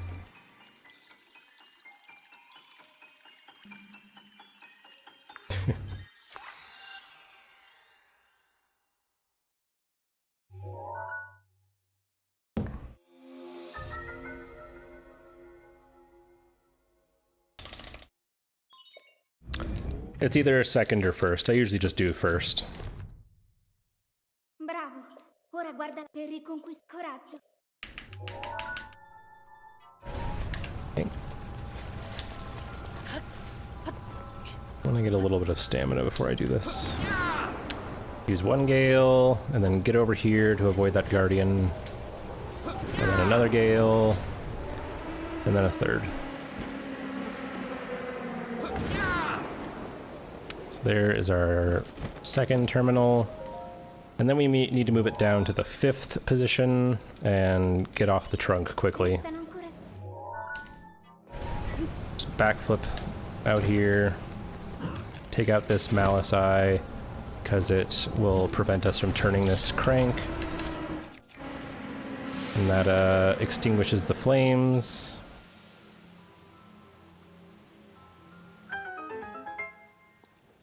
And get our 4th? I can't count. 3rd terminal. Then we move the trunk again into position 3, which will move this big water wheel. And we're going to check on the status of this one, which it looks fine. We'll just hop in here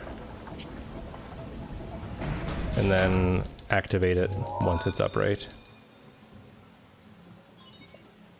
And then quickly get into position to stop this one when it's ready. And we did it. We got the cycles.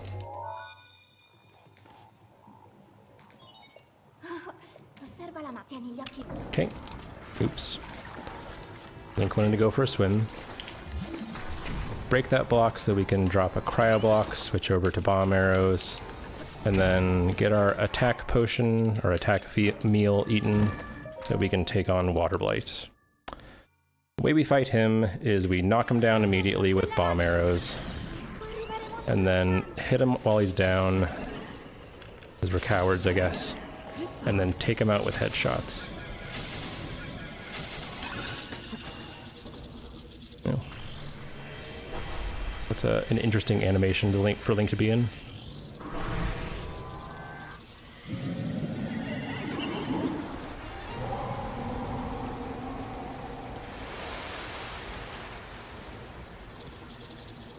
Weird. I could hear the electricity the whole time. Alright, same deal. Knock him down.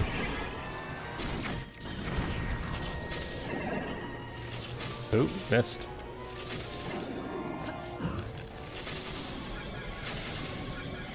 And we got him.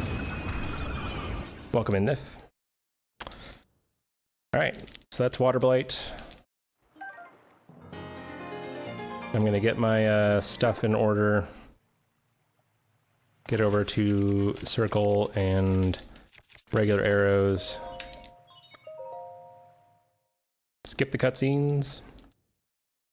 And if there's anything coming through right now for donations, now is a good time. If not, I'll talk about how to get to Goron City.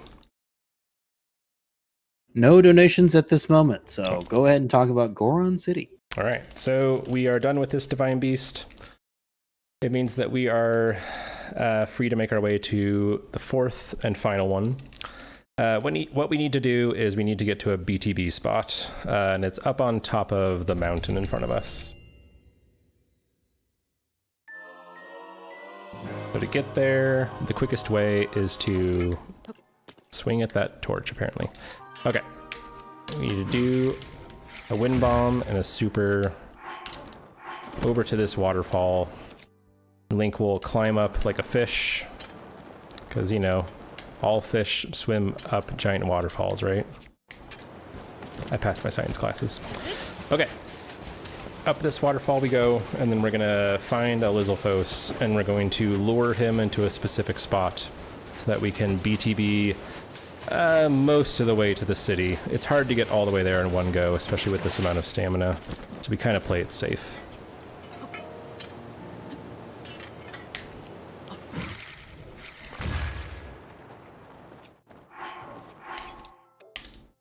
Okay. I went for super, but didn't get any lag frames there, so no super for us, but that's actually just fine. And I'm going to weapon swap to encourage that guy to load. He's actually there, so no big deal. We'll get into our position here. Find our spot. Freeze him right about now. And then get Link in position.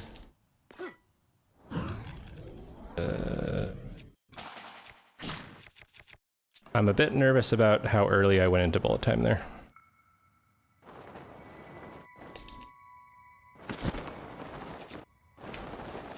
So we'll see what happens. I'm going to try to manipulate the loads a little bit, like smooth them out and force the game to load by swapping weapons.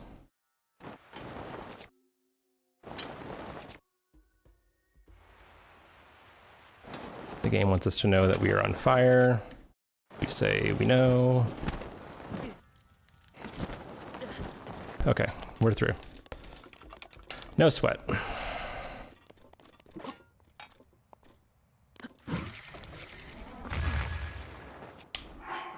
Let me do another super launch, and I'm gonna eat now, just so we don't have to worry about it.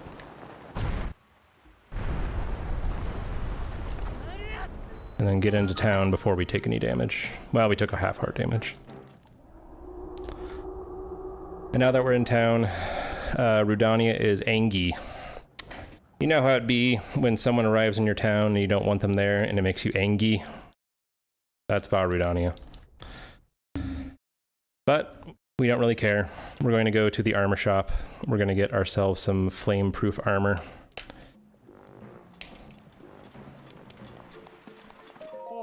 We have just enough money for it to protect Link from this harsh environment. And then we're going to try to pick up a flame-proof lizard here. Got him. There's a backup one, but I like to get that one. Then we talk to the Elder to activate the quest.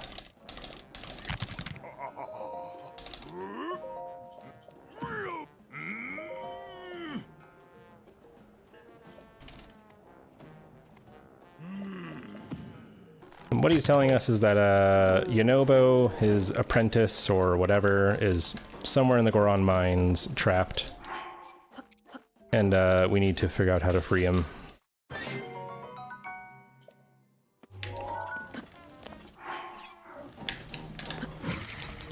We're gonna take that flame-proof potion that we just made because it's gonna protect us from the double flame area coming up. And we're on our way to Shemosa. This shrine is a bit interesting. Of course we use wind bombs again, because why wouldn't we? But we need to get through that hole above our heads there. We're gonna use this barrel to help us out. Oops.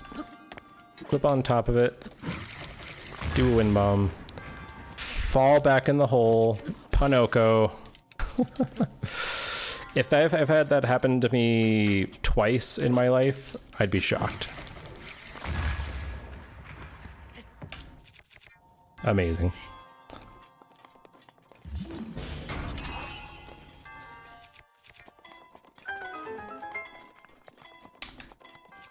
All right. Well, we're through, and that's, I guess, all that matters.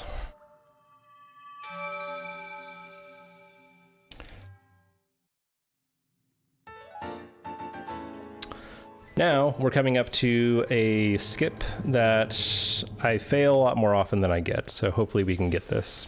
Basically, you can get to Yonobo, who is trapped behind a rock wall, but you can get there before the rock wall even appears. So if we get the launch correctly, we can skip that whole thing from happening and not have to get in by other means.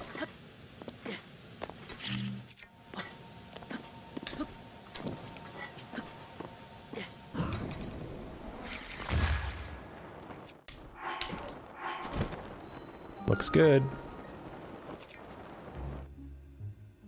All right. The game did not get us. So we got in to save Yonobo before the rock wall appeared, and I'm gonna pick up some ice arrows from this chest, just for some fight insurance. Now we can talk to him.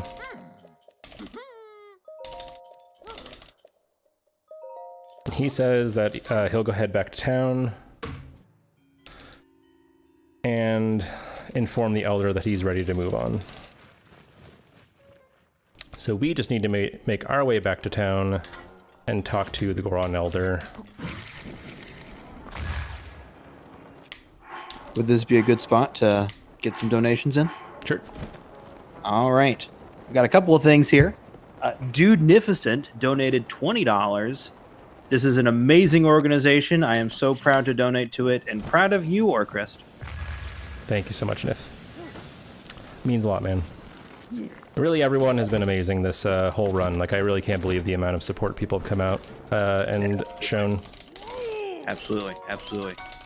Dark Whimsicott donated $4. Joke train time, all start.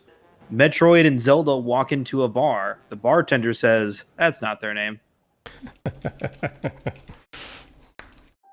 I also want to mention that, so because we have just been blowing through every single donation incentive we can come up with, we have a new stretch goal currently, where if we hit $3,750, we will be making a Speed Docs mockumentary. So if you guys would like to see that, that is our current big goal right now, is $3,750. So y'all have just been going crazy, so we needed something. So Yes, please. there you go. So if you guys would like to see that, please consider donating to that. All right. So we got over to talk to Bluto. He says that his back hurts too much to help out. So he's giving us flame-proof potion to go take care of it ourselves. And here we're going to do Dakako on our way to help Yonobo. Pretty simple shrine. Just need to clear this gate. Okay. Should do it. All right.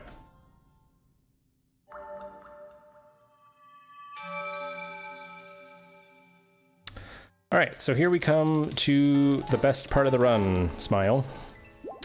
For the past like 3 Divine Beasts, you've noticed that we do some kind of attack. We fly through the air and shoot out cannons on Meadow. We ride a sand seal under the protection of Riju and shoot out the feet of Naboris. We ride up waterfalls and take out electric terminals on Ruta.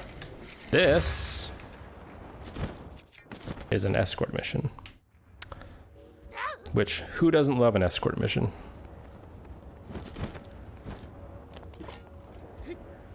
First, we need to take out these guys, because Yonobo is scared.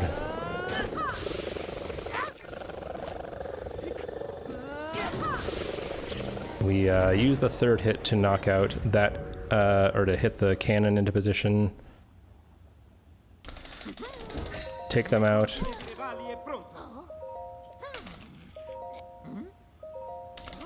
And we talk through Yonobo that the Elder won't be coming, but I assure him that I can help him move the cannons and take on the Divine Beast. So he agrees.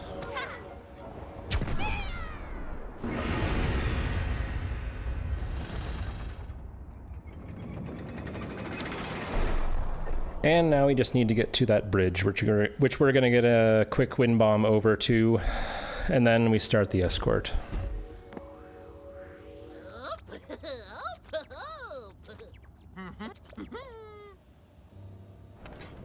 Oh.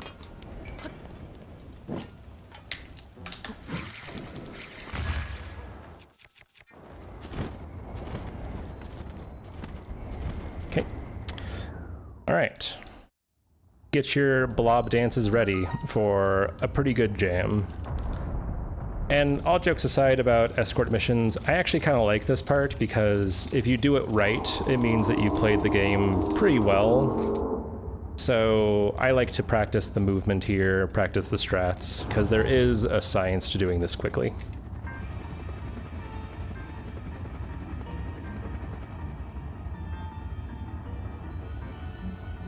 You got to take the bad with the good, you know? Exactly. It's all part of our favorite game. So what's going on here is Varudani is letting out some watchers to alert him to whether or not we're on our way. Oops. Supposed to tell him to signal with a whistle, which is the second option. But if we get spotted by a watcher, then he'll start an eruption to try and kill us. So we're going to do our best to not get spotted and also take out some of these watchers on our way. For the first part, we just zoom into position with Yunobo trailing slowly behind us, you can see on the map. And then I'm going to try and get across and then tell him to stop about here. And then wait for a sec. And then tell him to come with us. And not get... Oh, we got too far ahead of him. And now he is following again. That's why people don't really like Yunobo. You get too far, he gets lost. Even though he can, you know, see you. What we're doing here is a little trick to take out that watcher by using a boulder, knocking to another. And then we get to the first cannon.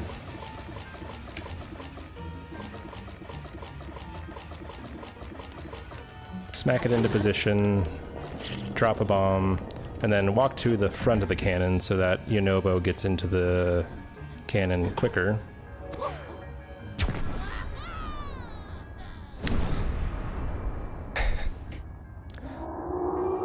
And that's phase one of the escort. Not too bad. The next one is the trickiest one.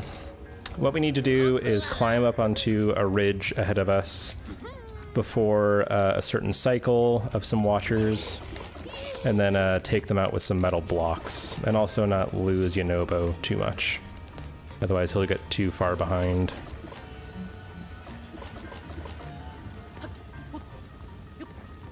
We're about to run out of eat food or protection, so we need to eat that. Then we kill those two. Yunobo is trailing us, so good to know. And then start moving this block up ahead of us because it's going to help us take out other guardians and take out some moblins too. And then move this into position just to protect us from being spotted. Because it's a bit too high for the block to reach. I just killed a lizard, I feel terrible. We kill that moblin before he even knew it was coming. Switch back over to bombs. And then get to the front of the cannon for Yunobo. I know, I'm sorry guys. He'll probably be okay. If not, we will remember you. Mordecai, the lizard. You made a noble sacrifice.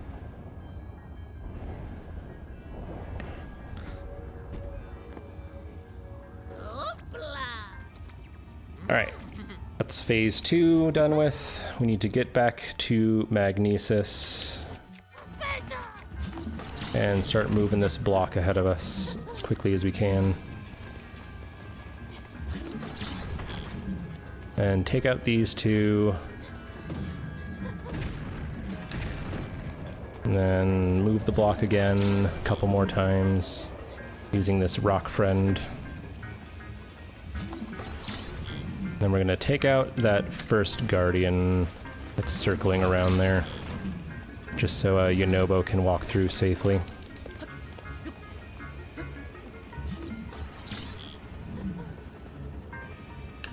Oh no. Okay.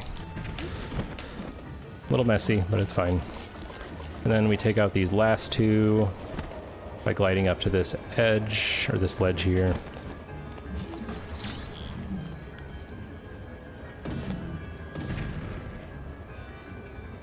And then we drop it down below us so that it doesn't fly off the mountain. And Yunobo is behind us, which is important. And then take out these dudes before they even knew it was coming. Oh, I just told him to stop.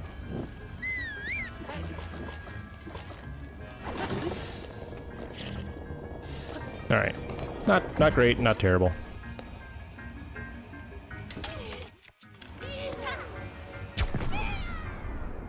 Alright.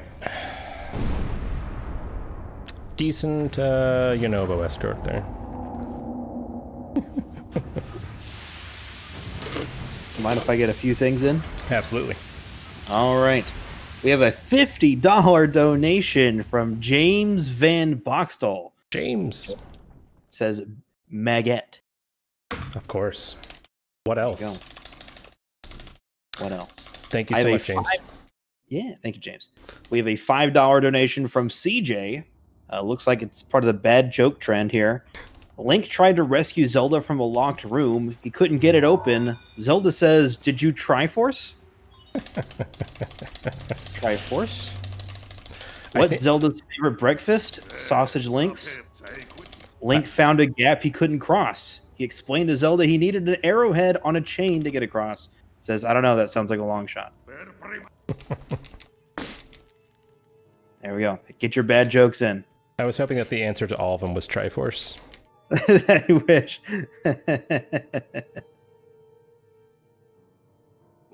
All right, so we get over here to Varudania, and we're plunged into darkness. Oh, we made a mistake.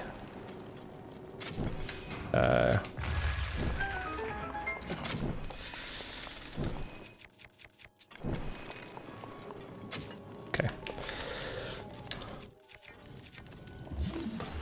So we're using duplex bow because it shoots one arrow behind another, and it's going to help us get through a guardian and light a torch at the same time. This next shot here, if we can line up correctly. Looks like we were able to get it, but we are low on arrows. Bonk ass.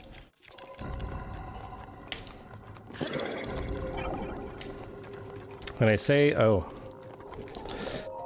I say that's bad because we need to do a trick here in a second where we light a torch by bouncing an arrow off the top of the Divine Beast and lighting a torch and letting an orb free. But we only need one shot. We have 2 or 3 normal arrows still, so not a big deal. There is indeed a 5-arrow chest, but we do not need it, fortunately.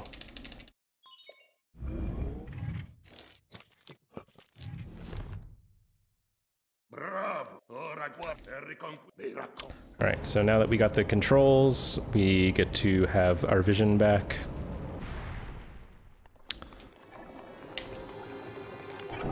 We light an arrow, and then we bounce it off of here. Not bad. And immediately make the Divine Beast move. Take out this terminal.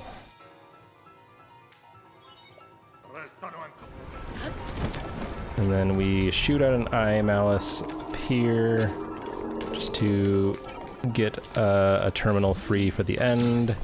Lift this to let an orb through, and then crouch through this hole. That was very clean. I'm never that good at it. No, we got the cutscene anyway. Not a big deal. Oh, game turned me around. Now we need to turn the Divine Beast again to get this one, and then turn it again back to where it was. That we can crouch through that eye again. Oh.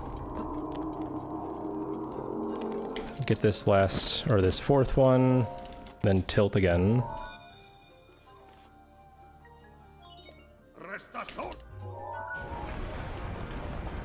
And then we go to the last terminal up here.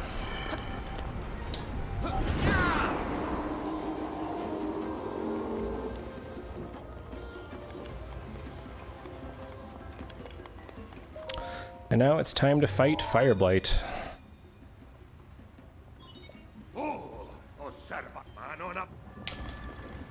We just go to the main terminal here and get our arrows ready. And then as we are moving into position to get into bullet time, we will eat the tack-up potion, or meal, or whatever, to end phase 1.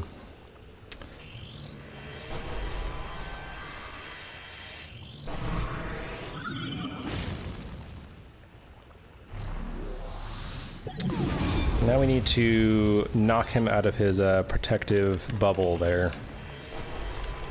He's actually giving us nice RNG this time.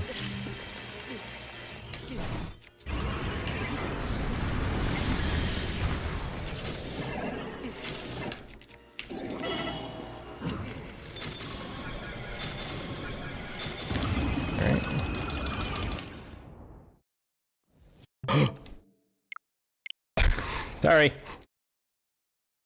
Don't mind me. Don't ask what that was. I don't know.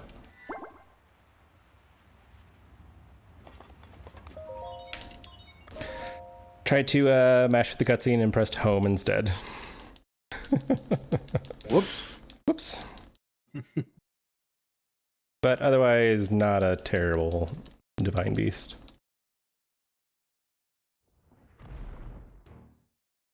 Yeah, exactly. Just had to check the settings. Okay, we're moving into the final phase of the run. Yeah, at least we didn't press X.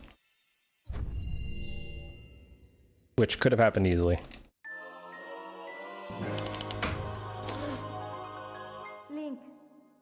Link. Grazie. Alright, unfortunately, PB is not... Well, I don't want to speak too soon. I had some issues getting to Hyrule Castle, so let's not bury it just yet.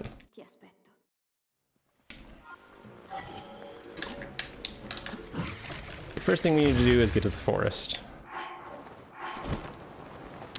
And that was not a great start, but, you know, we do our best.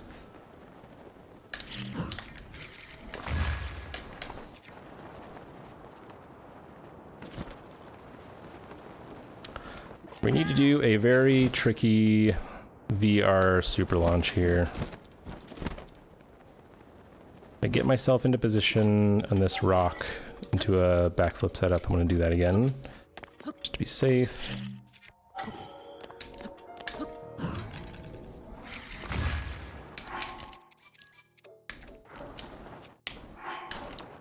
And we got it. I always get a little bit of a rush going through that.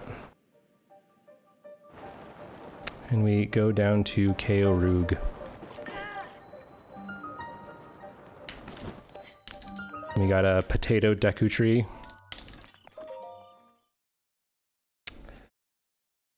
And here we are at this final, the 24th shrine, guys.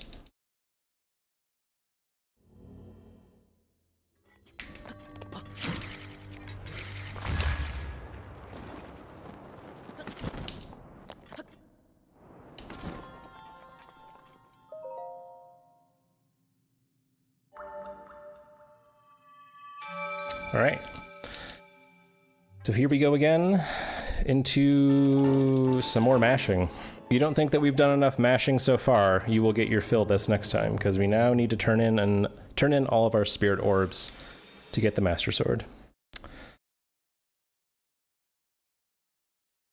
And fortunately for us, there is a goddess statue inside the Deku tree that we can use.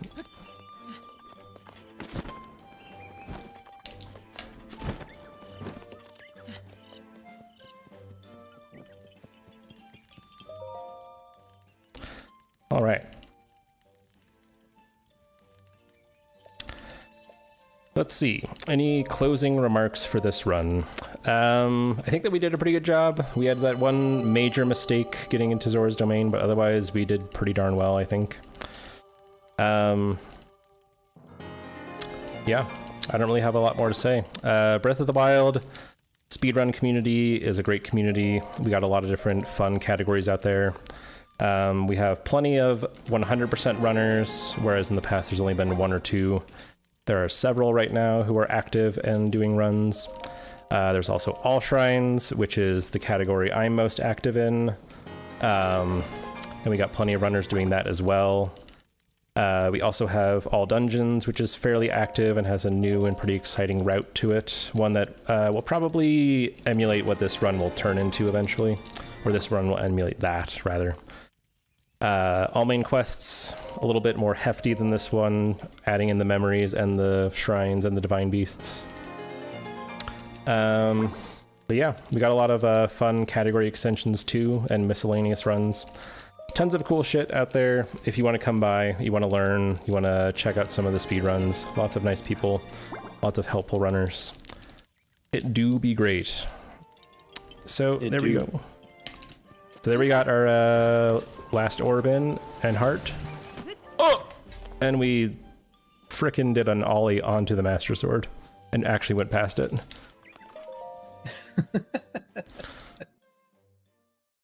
Well, that's going on. Mind if I get one more donation in? Absolutely.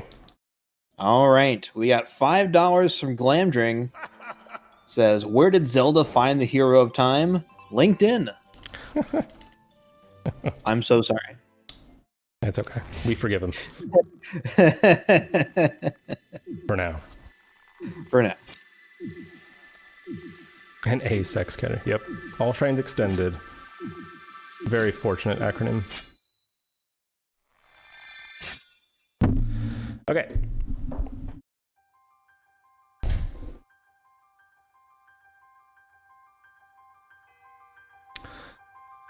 All right, so we have 2 tricky launches coming up to get all the way to the end of the game. Now that we have the Master Sword, we have beaten the dungeons. It's time to go beat up a Spoder.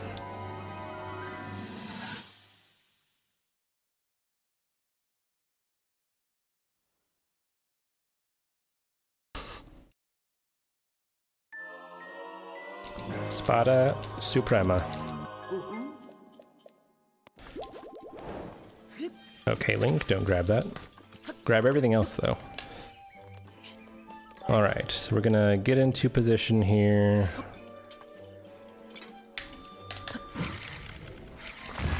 Alright, we got that one. Not bad. There's a lot of lag in Korok Forest, and it's easy for these things to just fail on you. Because it just be like that. We're gonna do a turn super launch. And that looks good? Question mark? No? No. Huh. Whoops. Well, who knew? I thought I got it, but I guess that was slow. And the game says, screw you, go back here. So we go back here. Screw your little fancy bomb launches. We're gonna make you do it again.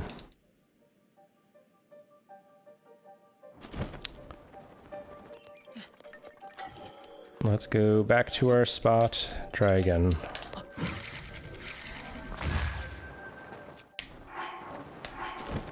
Okay. I think we got it that time.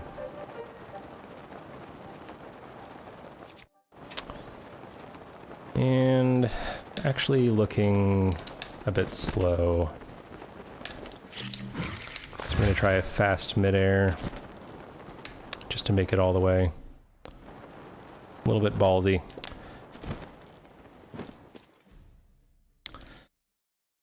It was because of the naughty word. It's true.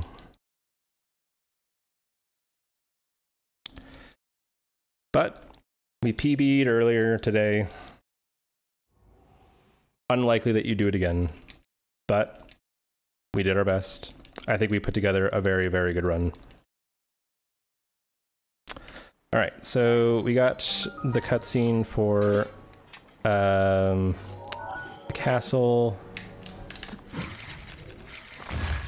And now we're going to get in position for a trick called Spawn Snipe. What we're going to do is get into a very precise position here. And we're going to shoot an arrow into the cutscene as we enter it. And walk into it. And it will hopefully freeze the arrows inside of Calamity's hitboxes as he's taking damage. Or as he appears, and he'll take damage all through the cutscene. So we skip these two first cutscenes, and then we watch this one. And the first thing we need to see is that Calamity is not in the arena with us. He is not, which is good. Now it's important that he doesn't come down here.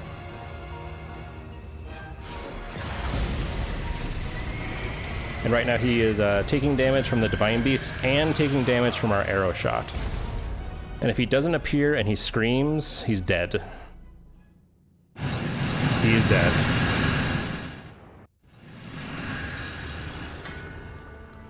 So that skips phase 1.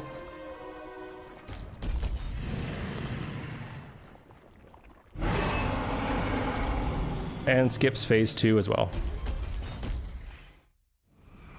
Excuse me, bitch! Very good.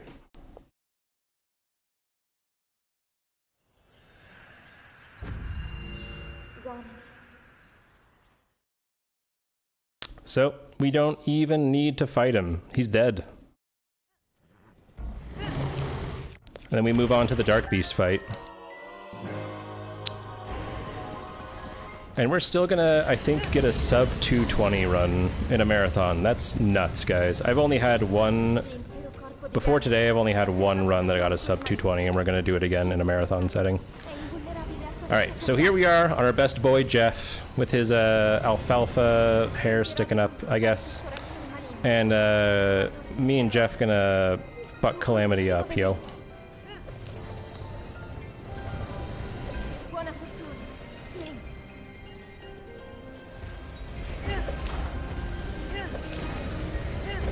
Watch out, Jeff.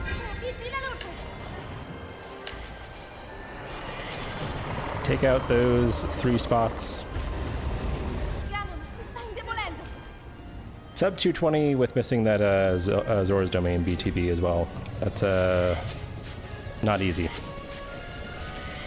And we also have to do a little bit of RNG manipulation by shooting Calamity in the BH, you know? Because otherwise the game will just do whatever it wants to you the next run.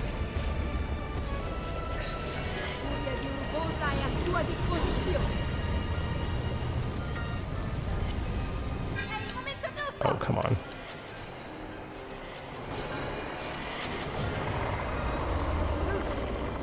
Alright. We've hit the first 6, and then you shoot him in the butt, shoot him in the butt, shoot him in the butt, and shoot him in the butt.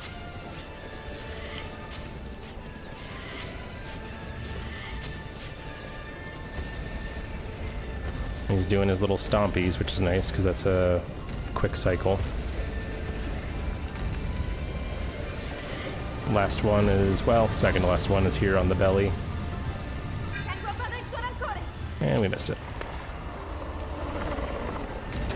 Alright, good job, Jeff. We're proud of you.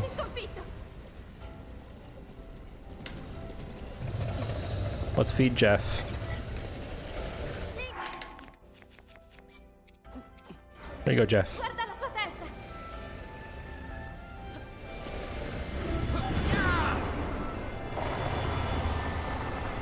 And when you take out the eyeball... Oh, when we don't take out the eyeball... Well, there goes sub 20. Whoops.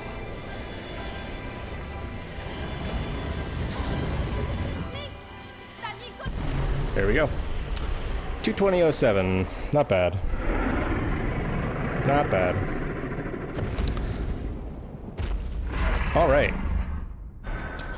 So, that is the end of Master Sword and Dungeons. However, we have unfinished business.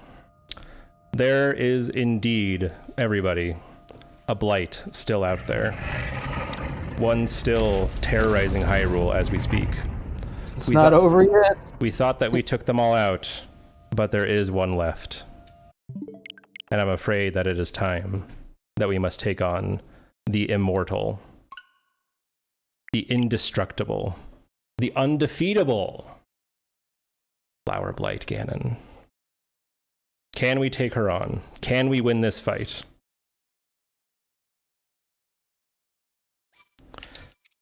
We have loaded ourselves up with our best weapons, and we'll see what we can do to take her on.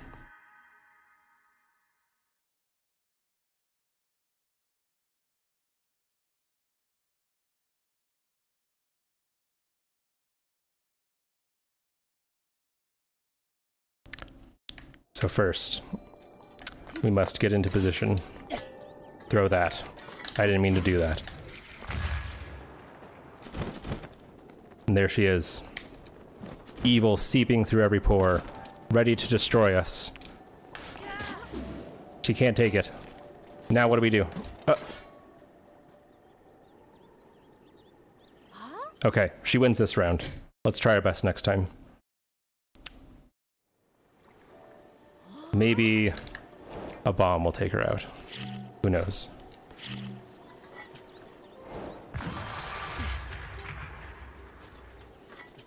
Said maybe a bomb will take her out.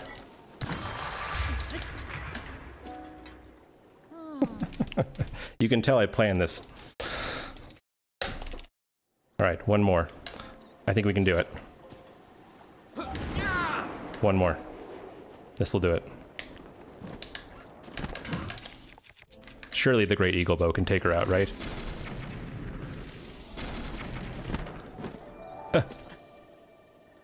Oh no. Okay, okay. Alright, I'm out of ideas. What do we do? What do we do? Okay. I think we'll just have to... Oh. Okay. Okay. This is okay. This is okay. This is what happens. It's fine. It's fine. We're gonna get through. You and us, chat. We can handle this. Alright, I'm ready.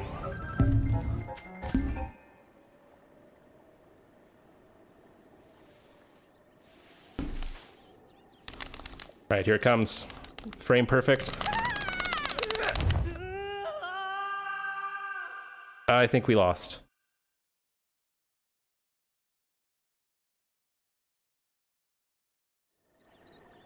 We lose. Sorry, everyone. We tried. I tried my best. Even the almighty bomb parry could not do it. Well, that's it. Okay, all jokes aside, that's the end of Master Sword and Dungeons. Thanks for the time or the opportunity to waste your time with Flower Blight Ganon. I had a lot of fun with this. Thanks to CJ, thanks to everybody who came and donated. This was insane. You can find me at orchrist_GC. I'm going to be doing lots of All Shrines coming up in the next weeks. So, thanks a lot, guys. Fantastic. Well done. Standing ovation. All right. Thank you so much, Orchrist. This was fantastic. Absolutely. All right, all right, all right. Okay, let's go ahead and we're going to throw it over to a quick transition. And then we're going to be seeing a bonus run of Tony Hawk's Underground by Big Law. So stay tuned. Just to reveal the camp surrounded by a perimeter of large rocks. He sees the tree ball field back in the middle of the campgrounds. All 6 of his friends playing together without him. He hypnotically stares out the window as the uneasiness completes inside his underground ocean.